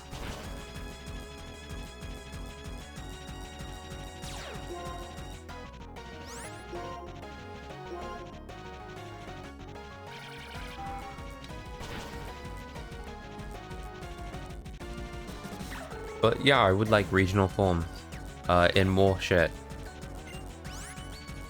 I think they've confirmed ones in Legends of Arceus. I think they'll ever make an all-inclusive regions game. Nope. The logistics of that, there's just no way to balance that game. Just from a planning phase, like, it's a fucking nightmare to just go like, okay, so the player starts in this region, and they play through that game, and by the time they finish that plot, they go on to the next region, and they've got to sort of start over again, or levels are scaled. I'm trying to think who it was. I think it was Loxton of Noggin made a video talking about how they would have to scale things, and how, like, incremental level scales just wouldn't work in an all-region Pokemon game. Because, like, if by the end of this game, my Pokemon are at, like, level 55, level 60, and that's from grinding as well, that's just one region. If you've then got 7 other regions to go, it's like, oh, you've gotta, you gotta make the trainers weaker more progressively, which sort of means you're gonna be gaining less levels overall. I think they worked out, like, this might not even be them, it might be someone else, but, like, if you were to do that, by the time you get, like, to the end of Kanto, your Pokemon would be just, like, level 16, 17. that, like, if I'm playing a game and I'm told that's just how it works, I don't think I would pick it up. Like, it wouldn't matter to me how much content is in there. If the sort of progression marker is very small, I'm not gonna have a fun time.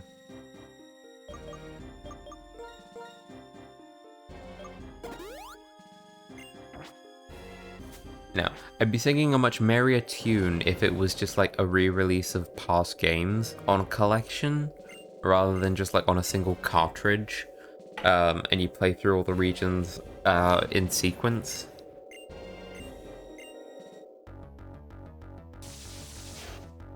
Stuff like the Super Mario collection.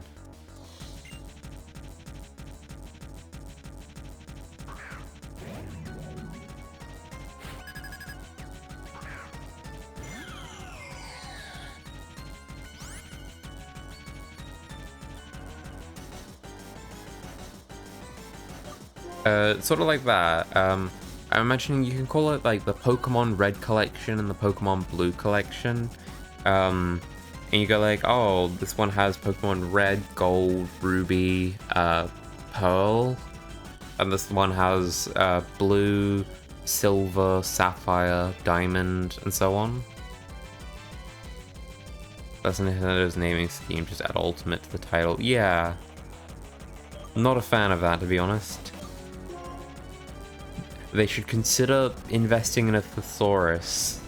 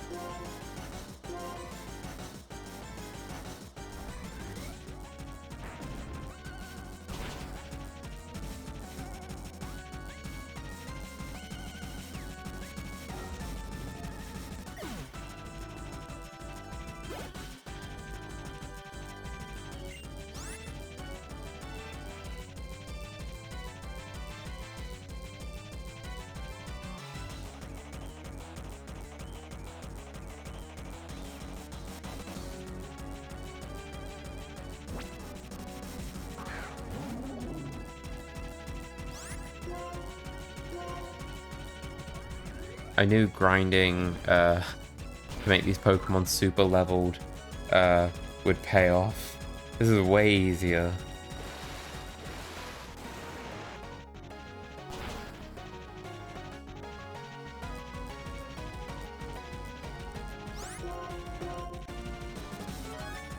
Oh, damn.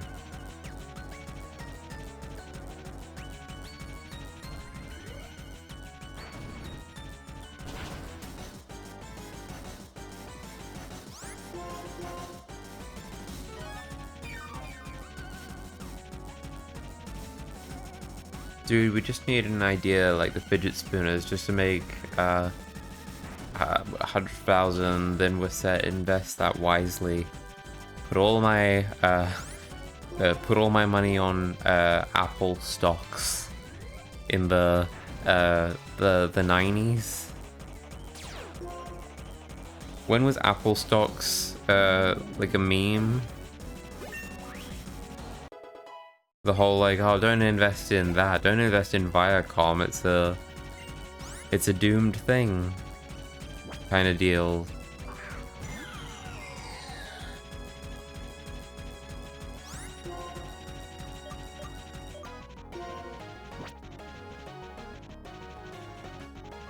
Hang on, what do you mean Chandeler's disabled?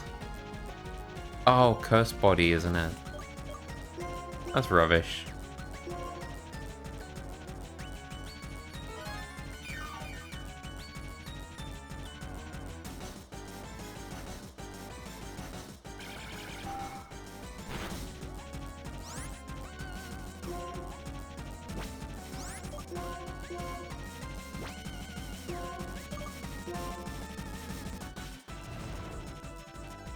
Wasn't Marvel a bad investment idea at one point as well?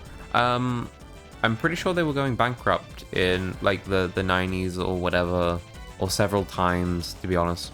Oh no. But that's why they were selling the film's rights to so many different studios, and a lot of them fairly cheaply, to be honest, just to make some money. Because the projects didn't have to be good. They just needed to sell the rights, recoup a bit of cash, and keep going for a bit longer. But like, I imagine that would have been a bad time to invest in Marvel.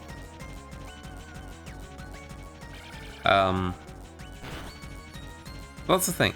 I wouldn't ever recommend investing in entertainment things, because you never know when they're gonna come crashing down.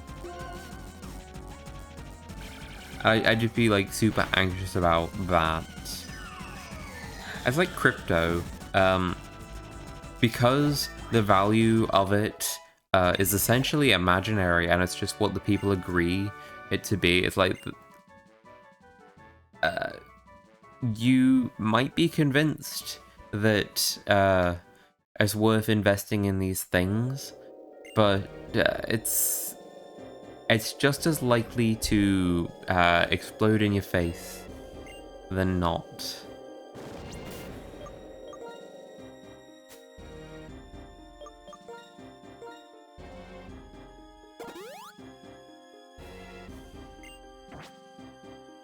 That said, if you can get like majority shares in fucking Disney and then steal them off a fucking cliff,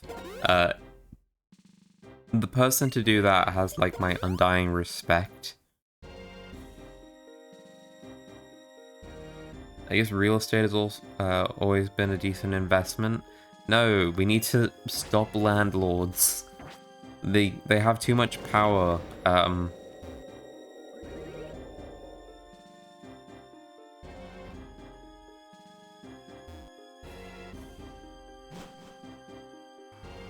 Yeah, the idea of someone else owning land that other people have to pay to be on kind of annoys me. I say that as a renter. That like I understand they've put capital down to get the land, technically. Let's not get too deep into the weeds.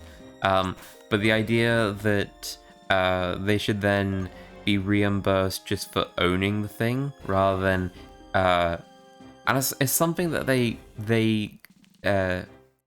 always buy outside their means, that it becomes superfluous and it's meant to like pay for itself and help fuel their lifestyle.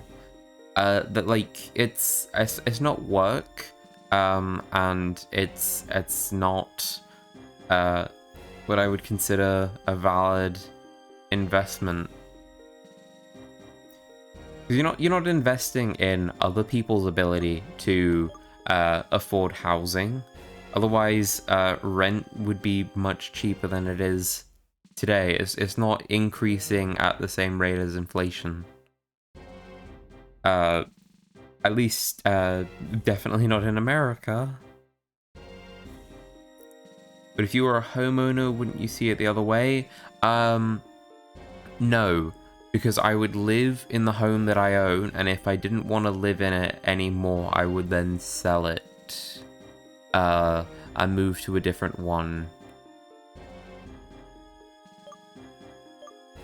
I just like the idea of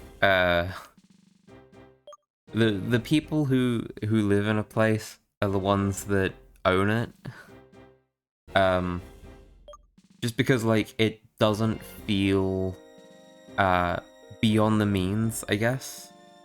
As like you've decided that you need this land, this house for your needs. The idea of buying another one just to rent out and make a profit from someone else who, sure, they wouldn't have been able to afford that land anyway, which is the idea of like stealing out from other people, and as like an opportunity investment just feels really scummy to me. What am I trying to do? Switch to Vrizian. I don't think I'd see it the other way, because on the one hand, I weep for my generation, and the idea of becoming a homeowner without like inheritance or like winning a fucking lottery seems like this nebulous dream that's never gonna happen, just because like the price of housing, it's just too much. It doesn't matter where you go, it will always be overvalued for what you get. There are literally derelict buildings selling for millions, like a few suburbs away from me, that is like, that's literally insane. You're spending $1 million for an actual fixer-upper. And yet they will, I guarantee you, put the demolish and put the cheapest fucking thing up, and then just charge sort of something that'll quickly recoup the losses of like that $1 million on the land.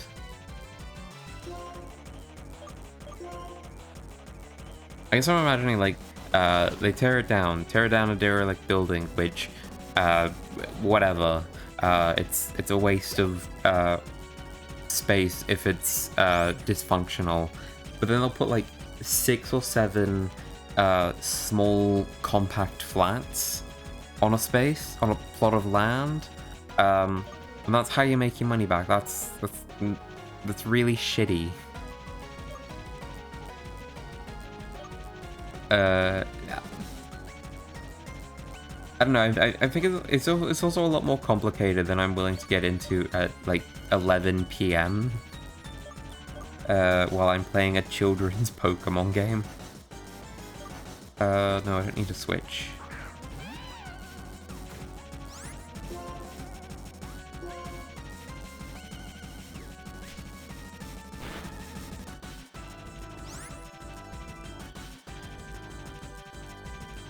Pretty dumb. I don't see who makes the prices for these buildings. Like, I understand the market makes the prices, but it's confusing. Well, I would imagine there's like some sort of code, I guess, of like approximate value, but like when I was looking for a place to rent, you could get something very similar to this place that I'm in, upwards of like maybe $30 a month, or downwards of like $20 a month.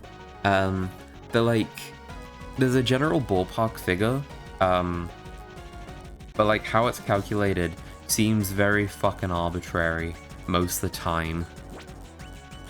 And like it just goes back to the whole thing of like the value anyone places on anything is just completely made up. Our monetary systems, our financial systems, our debt systems, our land systems, they're all just imaginary agreements. The second we stop believing in them is the second they will crumble. Because like if a property goes for like $1 million and then you try to resell it, it could just as easily not go for the same amount that you paid for it. Proportionate to like what things are in your area. Hooked up my second place on Zillow, and the price it says is definitely not the value I'd make for it. I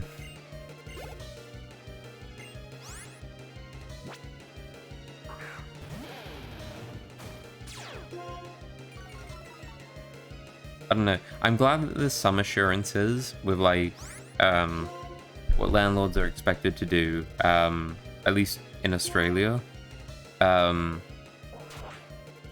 tenants, but like it's still not the ideal system, and I don't even think the ideal system is government housing where everything is provided. Because, like, once you meet the basic needs, everyone's gonna want more, and then we're just gonna have to keep expanding to meet those needs and be able to provide for them. But, like, it's a start. What's the point in the government if they don't house us, feed us? What's the point in paying for these people to advocate for our rights if they're also not going to satisfy the basic needs of the populace?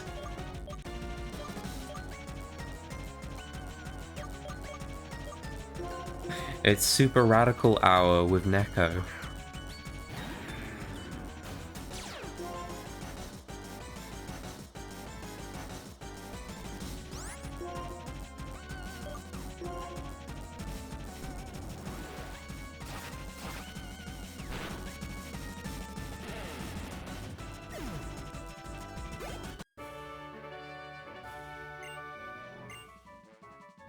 Not the individual's responsibility, it's the government's. I feel like our government is stretched so thin now because our population has skyrocketed. Sure, but the tax cuts for the rich don't help. But also, like, if it's a human, lack of resource need thing, like, there's not enough people to solve these issues, just get more people. Just bring more people into the fold, it's fine. If we can't afford these things, that's the whole point of taxation. And tax cuts for the people who don't need them, it's not a good system. Like, it's not a reward for people who have amassed substantial amounts of wealth to say, yeah, you can keep that without needing to give back to the society in which we all try to coexist. I don't know, a tax rate that's consistently proportionate to income and net gains, and is always sort of aggressively going after the, not even just the 1%, like the top 10% even, would be ideal, because then we could afford more things as a society.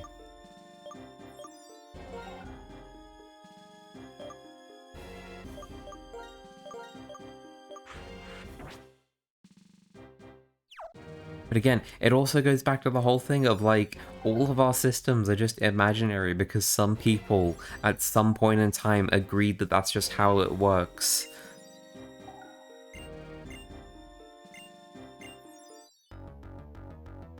Like, I think of things like America's national debt, and how stimulus packages and government spending is just sort of accruing a major debt.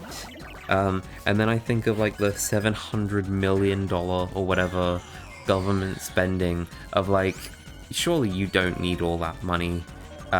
Certainly not. But, like, you could just pull any number out of thin air and sort of pass it on to whatever field needs it.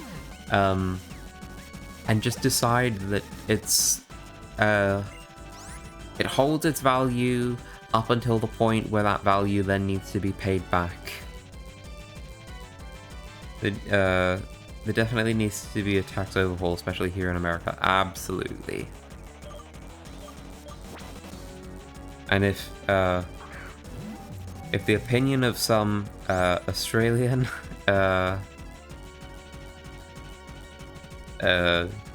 could influence anything, that'd be amazing. It's funny when they say we owe billions to China. Who's we? I owe ATT $90. I also think I was watching the John Oliver Last Week Tonight thing. I've just been going through, like, the playlist sort of recently, which has got me thinking of, like, the national debt and how it's all fucking imaginary. But, like, that's only a third of the national debt, apparently. It's owed to China. No, not just China, but, like, foreign investments, apparently.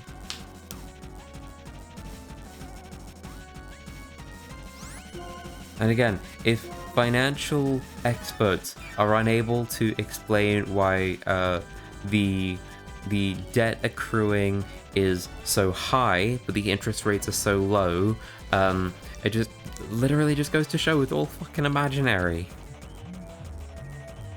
I will die on this hill, and someone will probably slay me there.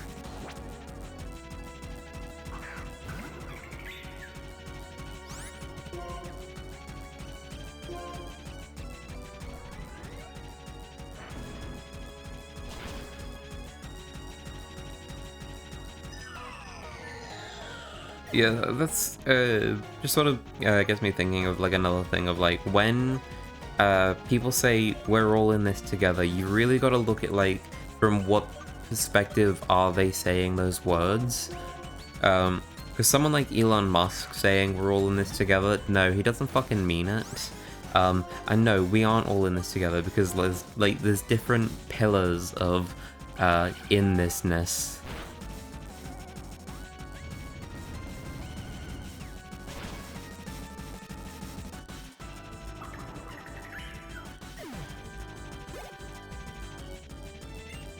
The people living in a council estate, any one of them could say to each other, we're all in this together, and I'd fucking believe it.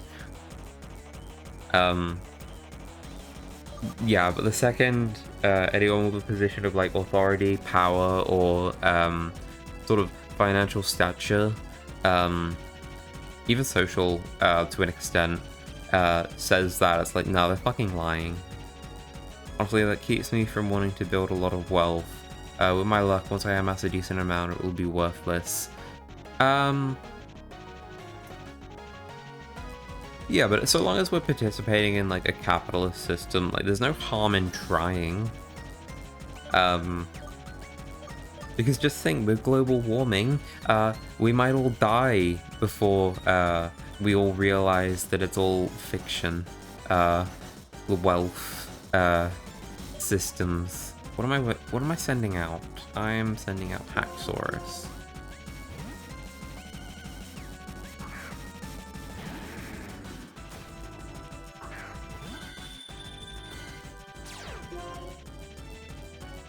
I think specifically in like America though, like it is helpful to try and amass wealth, just because like it's one thing to continue like the fear of like it'll all be worthless, but like before that day comes, you're probably gonna trip and fall and need like an ambulance.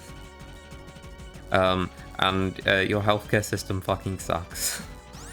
In the worst way possible.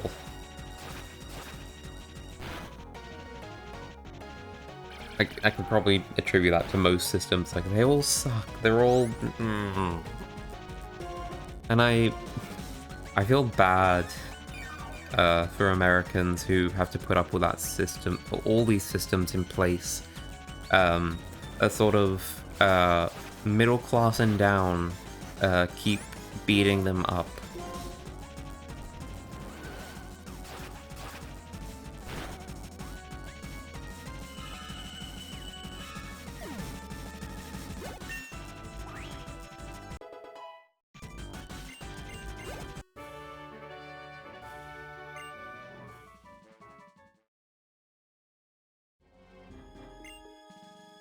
Hooray, onto the champion, onto the plot. Oh, so cool. I love it when you can challenge them in any order.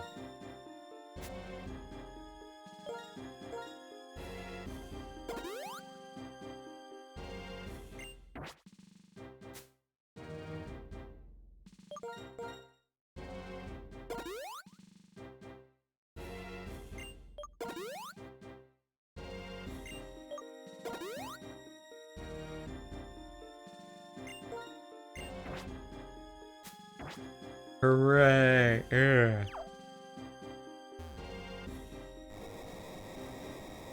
Sorry, I don't mean to bring politics into the convo, but that's why politics annoys me. They just argue instead of doing anything about this BS. That's the thing. I actually quite enjoy talking about politics. Because like I definitely don't have an answer, but I'm not in a position where I need to specifically have an answer because I'm not the one enacting change. It's just about like being aware of the sort of pro-social, pro whatever sort of movements you're into, and understanding the people who are best advocating for them, and sort of trying to follow that, and then just pressuring whatever representative is elected into just whatever position you want them to have. Because like if they get enough calls, enough like notice from their constituents, if they don't follow their constituents, their voters, they're not gonna see long-term success. But yeah, like I completely also get like, yeah, they're ineffective fucking idiots. That's the thing, it's easy for them to be ineffective, they're getting paid to do that. A complete overhaul is in order.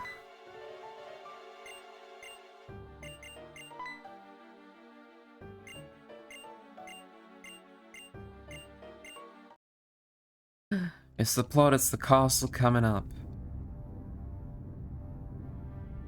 I'm also just very invested in the idea, and I'm not sure how big of an issue it is specifically in Australia. I know it's really fucking bad, generally speaking, but like the sort of intricacies of it, but like elected officials who are receiving sort of public money in the form of like taxes for their payments, salaries, that's the word, shouldn't be allowed to buy and trade in shares and have like external sort of investments, because conflict of interest is the simplest way to put it. These people who are able to manipulate the trades through policy decisions shouldn't be allowed to sort of interact with those same bits. I'm struggling on the words here, but like the point is just really clear. It's just like, stop having external interest.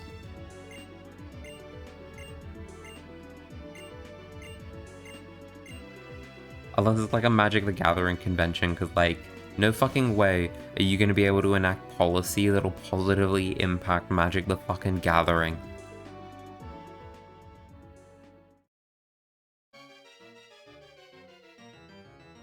Ah, my favorite scene. One of my favorite scenes. Philosophy.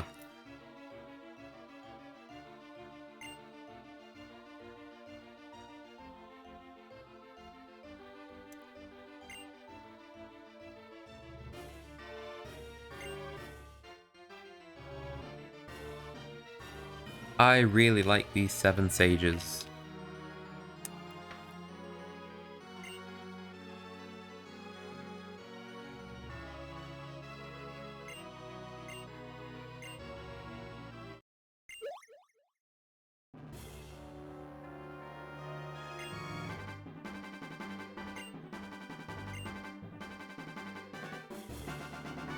You know, there's also a thing of like, last year there was a huge sentiment of like, vote blue no matter who. And I really am anxious for the, what is it, the primaries? That's in the next year, I think. And then the next federal election for the US. Because what I assume is this past year has sort of taught that voting blue is fine, but it's not enough if you want meaningful change in policy. That I'm really concerned who's gonna be back in charge after the next several elections. They said, "Come, I knew it was you."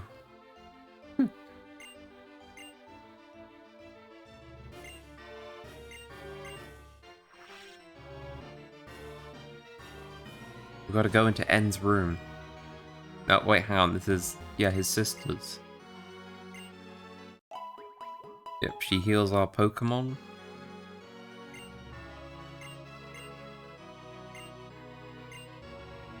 See, we're getting the whole thing of, yep, Getsis was manipulating N from the start. And we're finally seeing, the mask come off.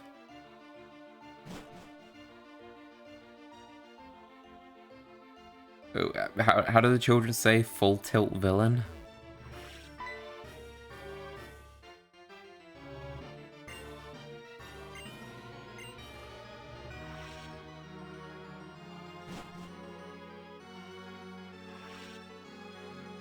I usually vote blue, but like I said, at this point, I feel like even the Democrats meander to its pew lies too. The right definitely lies openly, but I respect that more on some level. Yeah, it's I could definitely see the whole point of like, they're gonna sell you a shit sandwich, but they know, they're not gonna shy away from the fact that like, oh, it's a shit sandwich. That's not, no, it's not actually the case. What am I trying to say? I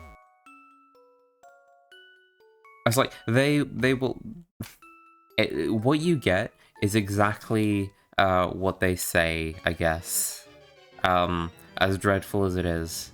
Whereas the Dems, I think the big red flag thing should still be the whole, on the campaign, Biden's like, everyone's gonna get a $2,000 stimulus thing, and they just did like the 1,400 on top of the 600 from the previous administration. They're like, oh, yeah, they still owe the American people money. Not to mention like the forgiving student debt up to 10K. I also, I don't remember where I saw this, but like, it seems to be just like a sort of tactic with them of they will designate a scapegoat kind of person to block, positive social change and be like the punching bag of the party. I can't remember what his fucking name is at the moment. But there's some guy that a lot of people are fucking pissed off with on the Dem side. But they're just having this one person who gets to be a right fucking cunt, blocking change so nothing changes. I love this society. Otto, if you become the Joker, I wouldn't blame you.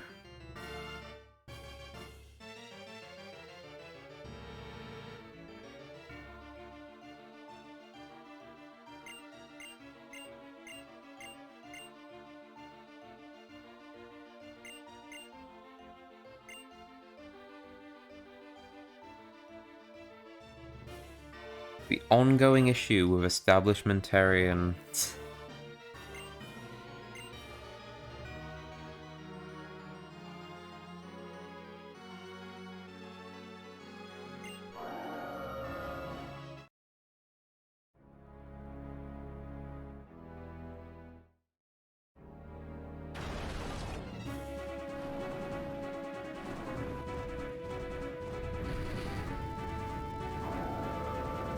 I'm happy with my impoverished wages in video games.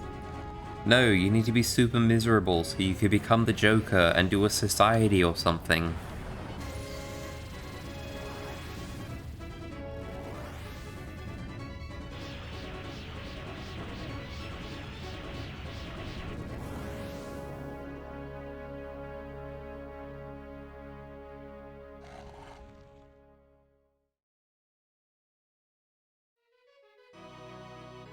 That's so cool.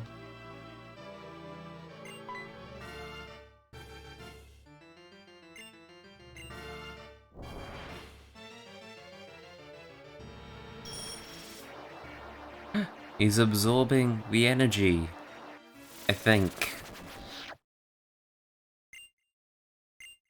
That is my favorite thing in both film and video games, when the music cuts out.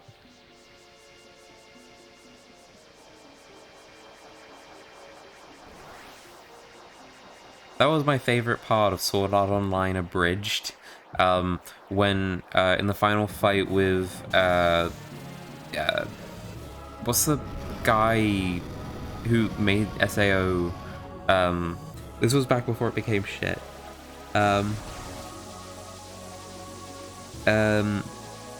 Which is like they play the 30 Seconds to Mars This Is War or whatever the song is called. Intro music thing during the fight, and then it just cuts out when Kirito's sword breaks. It's like, oh, that's fucking cool. I love it when things do that. Doing stand-up is a dream of mine, so who knows, my stage name will be the Joker. Oh, if you become the Joker, can you try and advertise yourself as the German police drone from the 80s that was brought into Chernobyl into Pripyat to clear the roof of the Chernobyl plant. Just be like, I'm not the Batman Joker, I'm the Joker drone.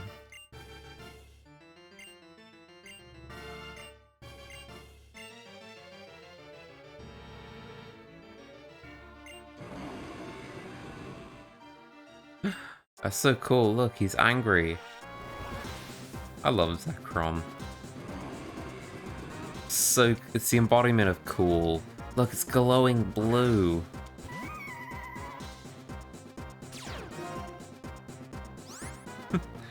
With the sole exception of Electro from Marvel, Blue Lightning is just way cooler.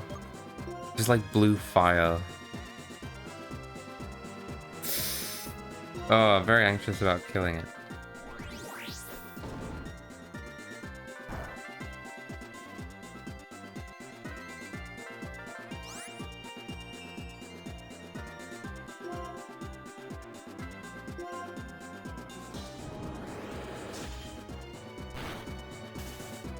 Oh, come on.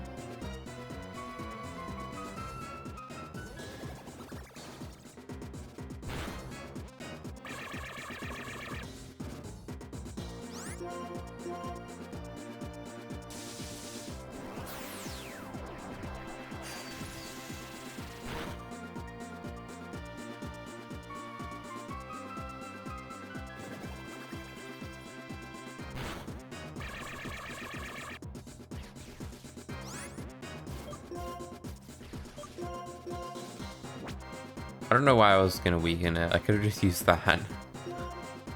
I'll use a Pokeball. If that doesn't work, I'm gonna go the Master Ball. I'm so close.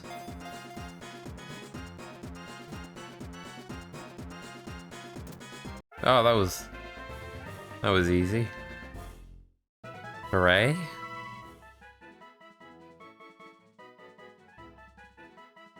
This Pokemon appear. Oh fuck! I didn't read it in time. Something about its tail. Has the Pokeflute ever been used on a Pokemon besides Snorlax? I don't think so. I think Snorlax has always just been, yeah, but not adding Zekrom. Yeah, I think that's just the Snorlax thing. Kind of like the Sylph Scope is the Marowak thing. I don't actually know if that part's true, but...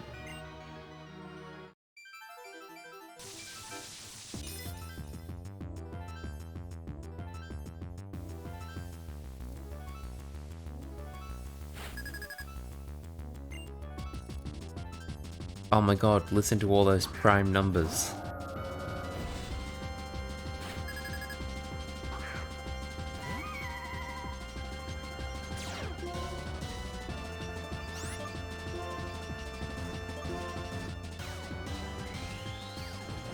It's like, no, I must use weaker moves to stop me from killing Zekrom. Faces Reshiram. Yeah, I'll kick its ass. I think I can stop you with Meloetta.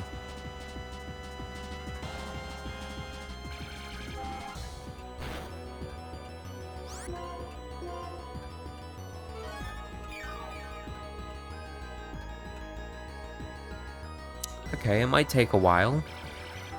We'll get there one day.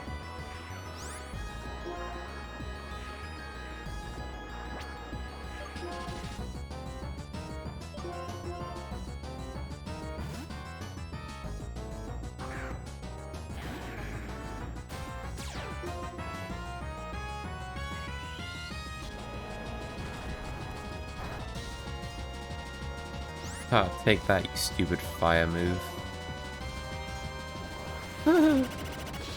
Oh dear. Fuck. You sure friendship isn't in this game? The magical bullshit from like X and Y era that never went away?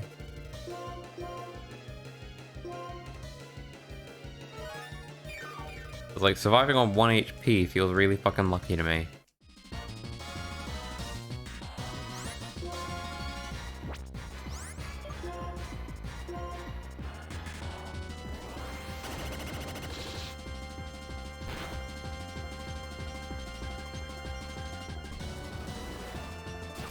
Funny, this older lady comes to the gym with a quickable backpack, positive she has no clue what it is.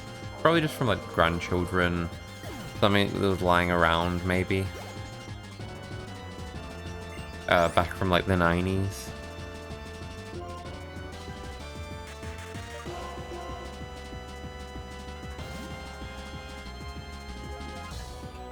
I guess when you say older lady, I'm imagining like a grandma. It could just be like some middle-aged person, now that I think about it. No point being ageist. Take that, you ice creams.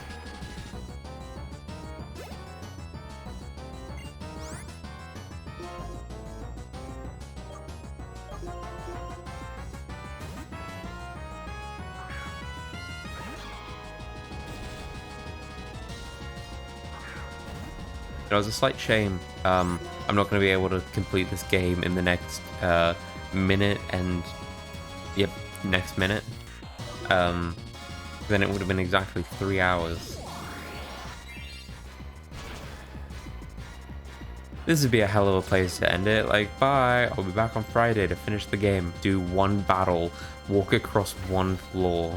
Be like, cool, that's Friday done.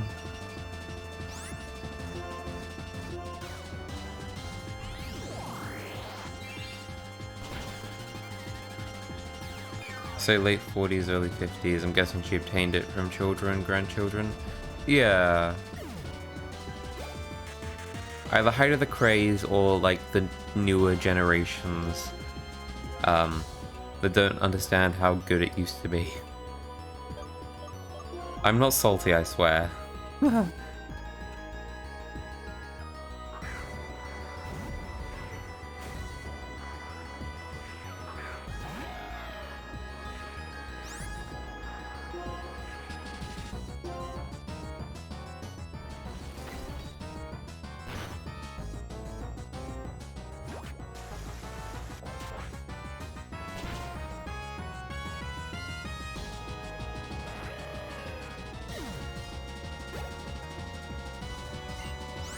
It's cling clang. Clingity clang. I guess it could be creepy and look at a birth date on her account, but I don't care enough. I also feel like that's kind of an invasion of privacy.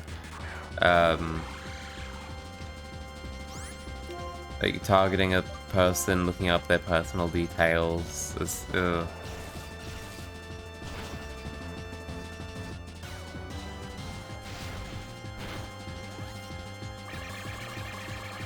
Oh, it's Zoroark. Okay.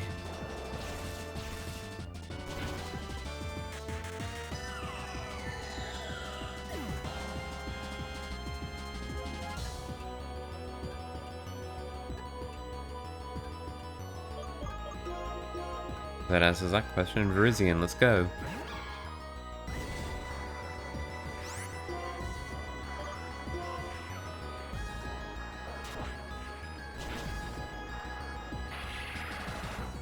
And now will the real Kling Clang please stand up?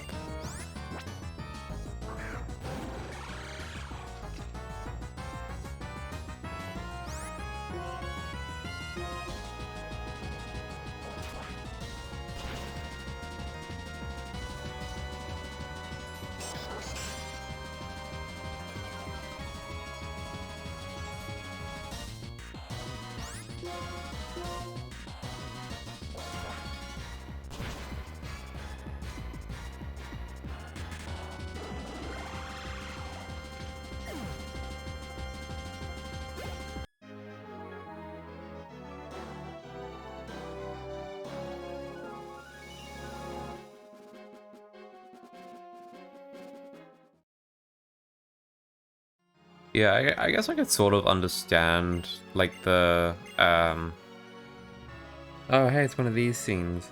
I guess, yeah, I could sort of understand, like, the sort of, impulse, to do it, but, like, it's just one of those,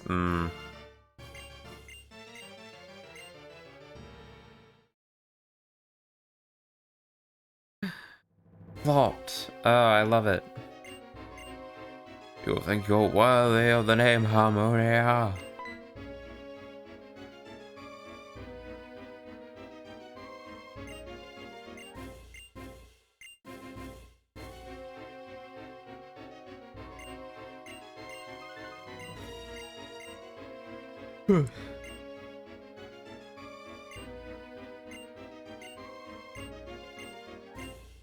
We're so close to the end, we just need to beat up this old man.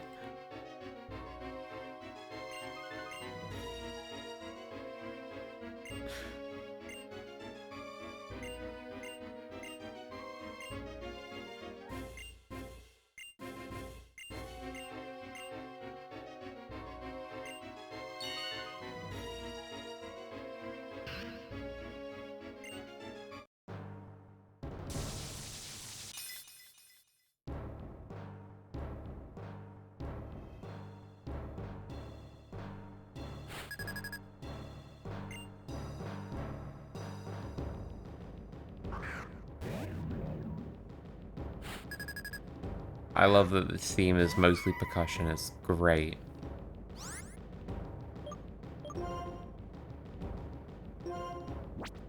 No, I don't even need to do that, hang on, what?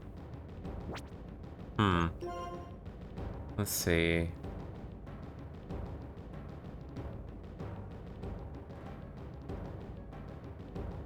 I literally don't think there's any good options here.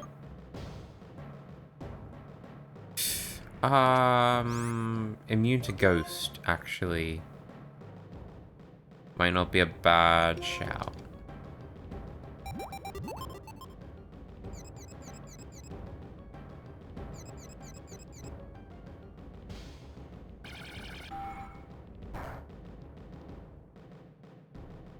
That was a critical hit? Oh my god.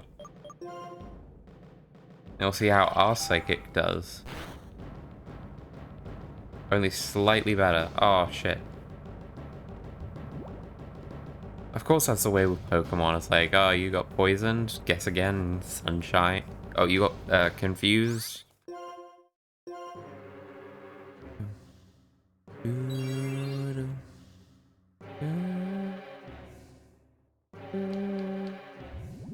What is this Majora's Mask sounding awesome track? And can I have another one, please?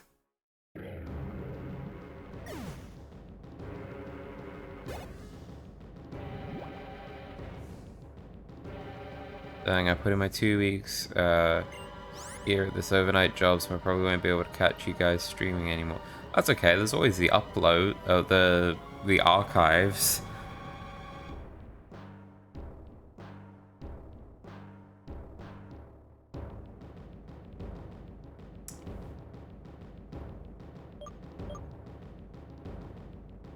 I feel like I'm meant to be saying something a bit more than that, but like, I hope that means you got something else lined up, and you're like, sort of taking care of yourself. Bishop.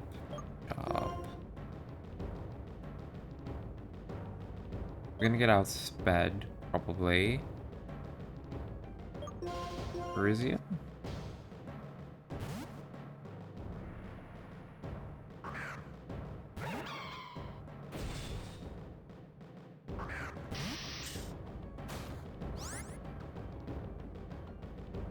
Can't bug you guys in chat. Yeah, no, like... Yeah, that's gonna be, interesting. But, ultimately... Who knows, I don't think we're going anywhere. Like, I don't know if another overnight thing comes up. Hydreigon.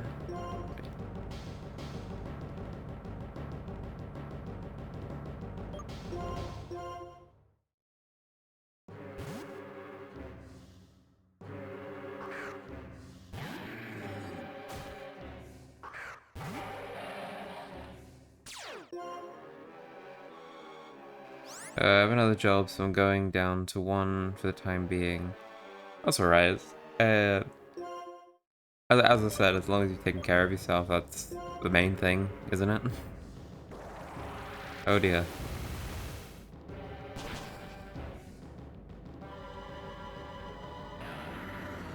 Damn.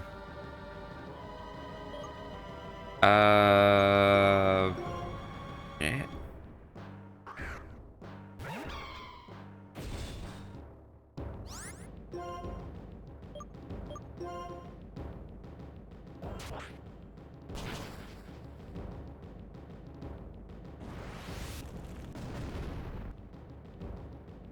Yeah, no problem. The whole point is to entertain, isn't it?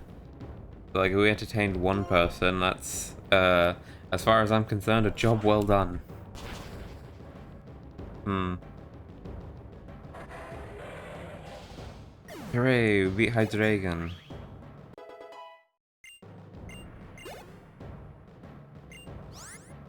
Not to get back onto, like, the dismantle society, please, thing, but, like, any job, any social thing that requires a person to have 2 jobs to get by, it's probably not a good system. Electros. Do I actually have any ground-type moves? No, I do not. It's got Levitate as well. Oh, the only Pokemon that's actually immune to everything. Has no, weaknesses, I think, is the way to put it.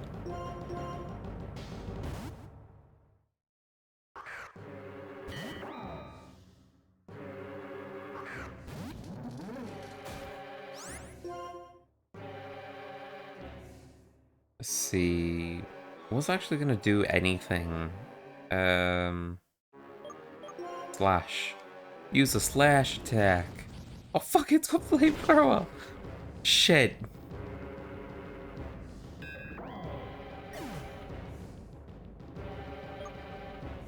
Oh shit.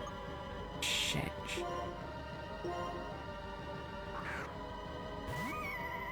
How did I get into this situation? Cheetah dance?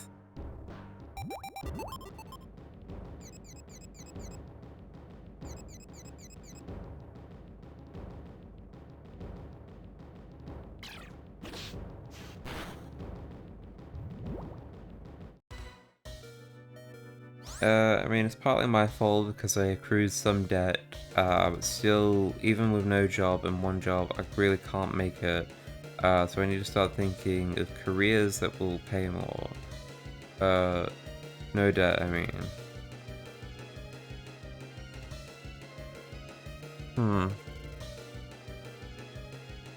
Oh, no debt and 1 job. Yeah, but like that's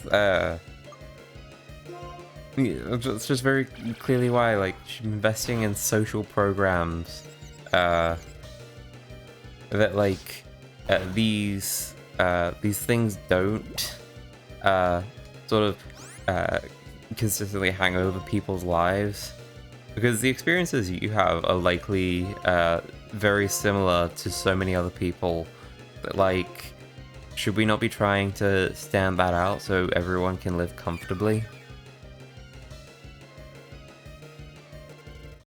It's just things that I think a lot about.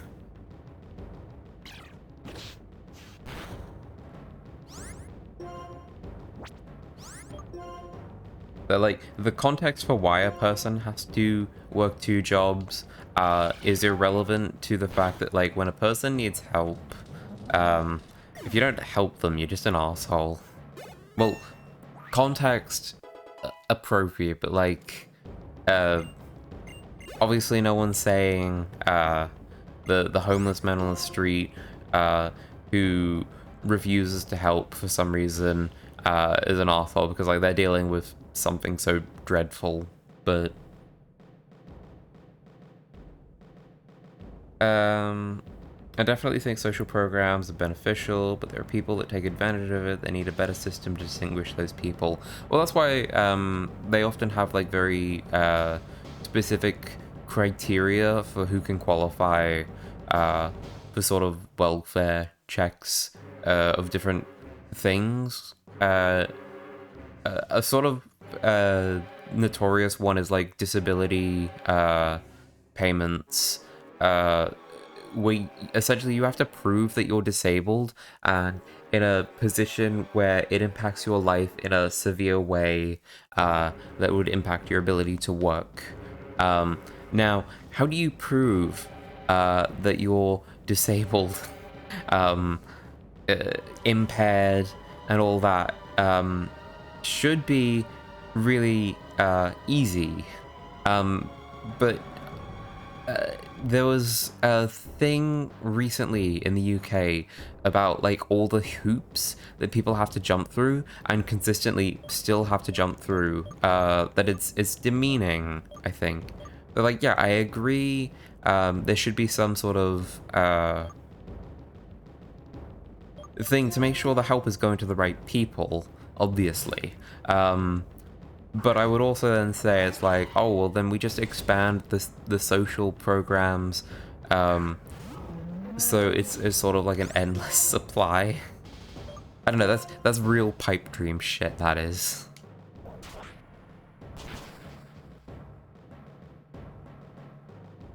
Yeah, taking advantage of help that's better served for someone else, that's shitty behavior just right there.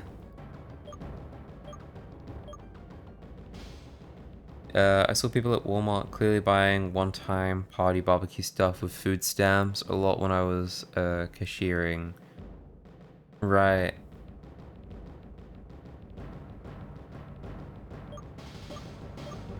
Yeah, I'm personally just not one to judge how people use the support when they get it. Just sort of on a merit thing of like, oh, it's not really worth getting into. But I see all sides in this, except for the whole, well, then we should cut welfare. We should cut the support nets for our vulnerable members. That's the side I'm definitely never gonna fall on. It's looking for reasonableness while also providing for the most irrelevant of circumstances, I guess, is sort of what I really hope for in society.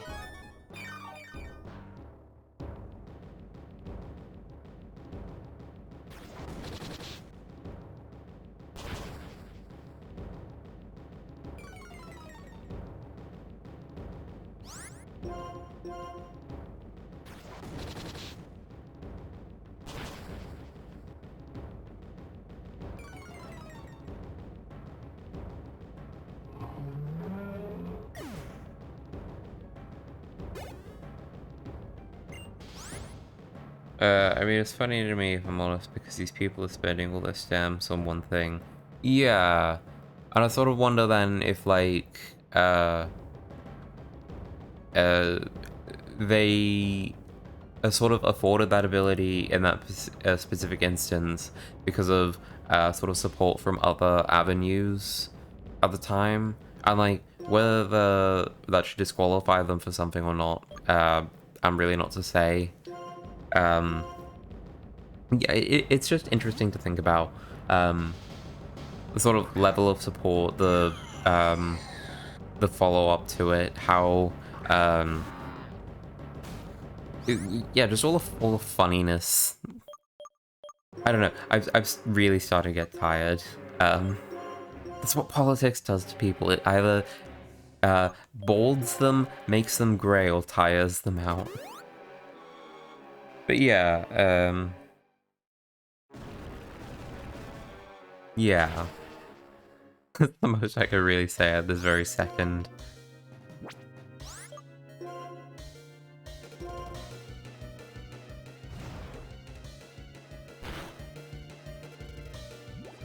Oh dear.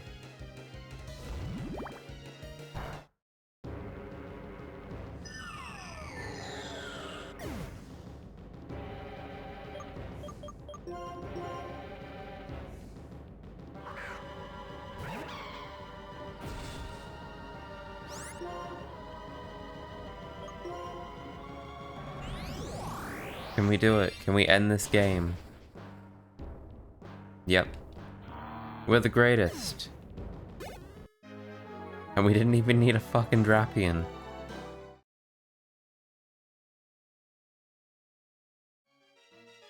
Wait, hang on.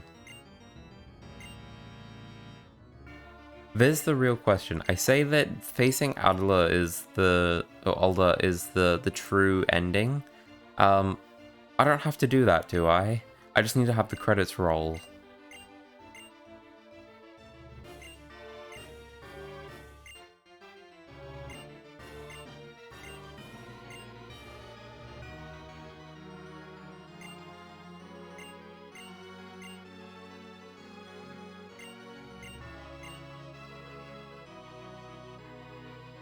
No Drapion, but use of legendaries.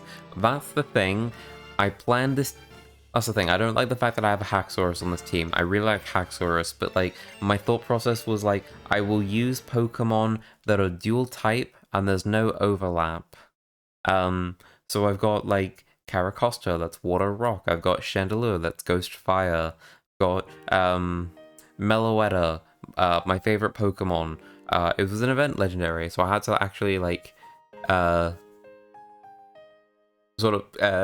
find the mystery gift code and inject that when I was evolving my Escavalier.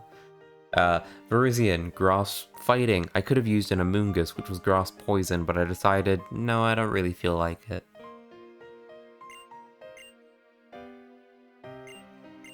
But like, even though there's legendaries in this team, like, it's fine. The villain got to use one too.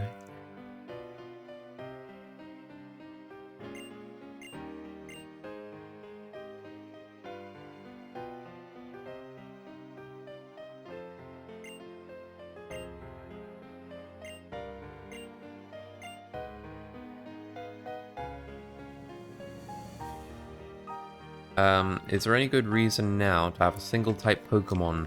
Haxorus because it looks cool. Speaking of, shiny Haxorus is one of the coolest looking fucking Pokemon possibly ever. Definitely prefer that to the red Gyarados. Reshiram. Neko. You said you have a dream. That dream, make it come true. Wonderful dreams and ideals give you the power to change the world. If anyone can, it's you, Neko. Well then. Farewell.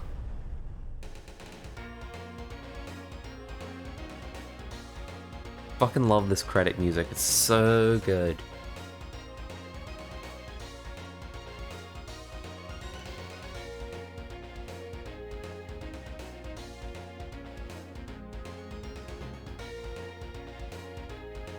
It's really like stroke. Is there any good reason to use any Pokemon? And the answer is usually just because it looks cool.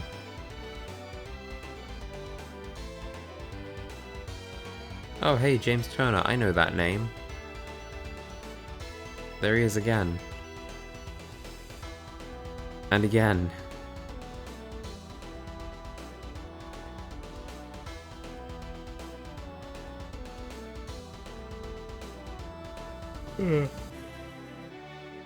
Sleepy.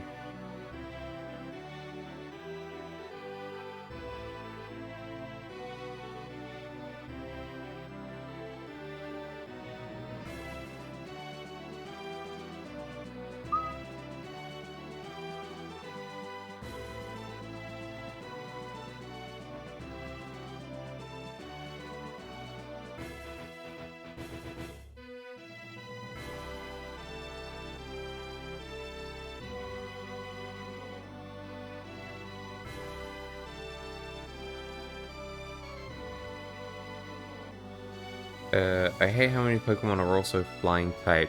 Yeah. Yeah, that was a real annoying thing to find water type Pokemon.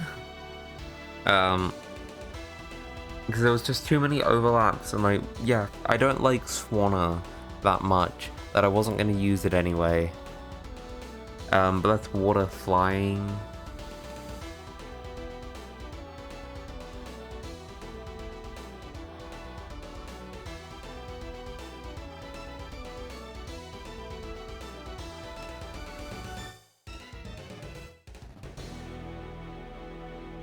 Oh, I love this music. It's so good. It'd be really funny if I uploaded this stream to YouTube and I got a copy strike again. But like, you can't use that music. Oh, this is so good. So cool.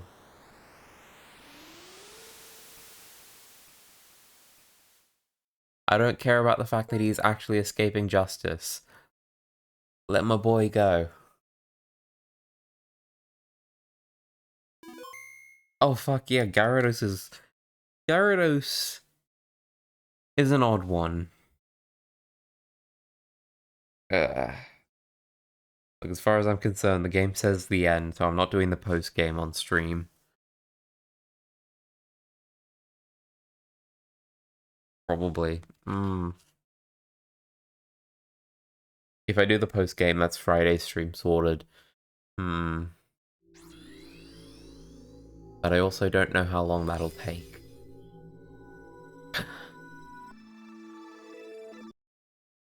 I think Gyarados being water dark in its mega form definitely works to its advantage.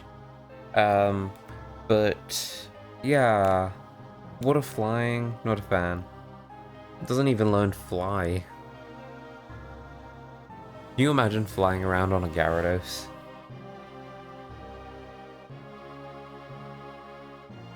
But sort of on that note, I'm just gonna watch this movie. Then I'm gonna call it stream. Till probably Friday. Though it is Christmas Eve. So I might not bother. Who knows? Oh my god. We just saw them fall out. Hopes. Dreams. Discoveries. Adventures await. You and your Pokemon. Pokemon White. My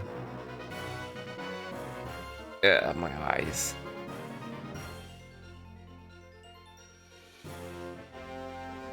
Yeah, thanks for coming out, Bardo.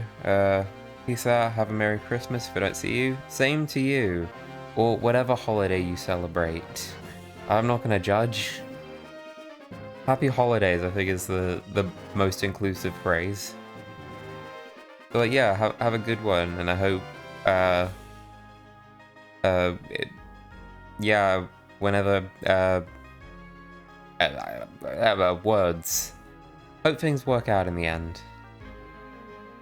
Anyway, catch ya.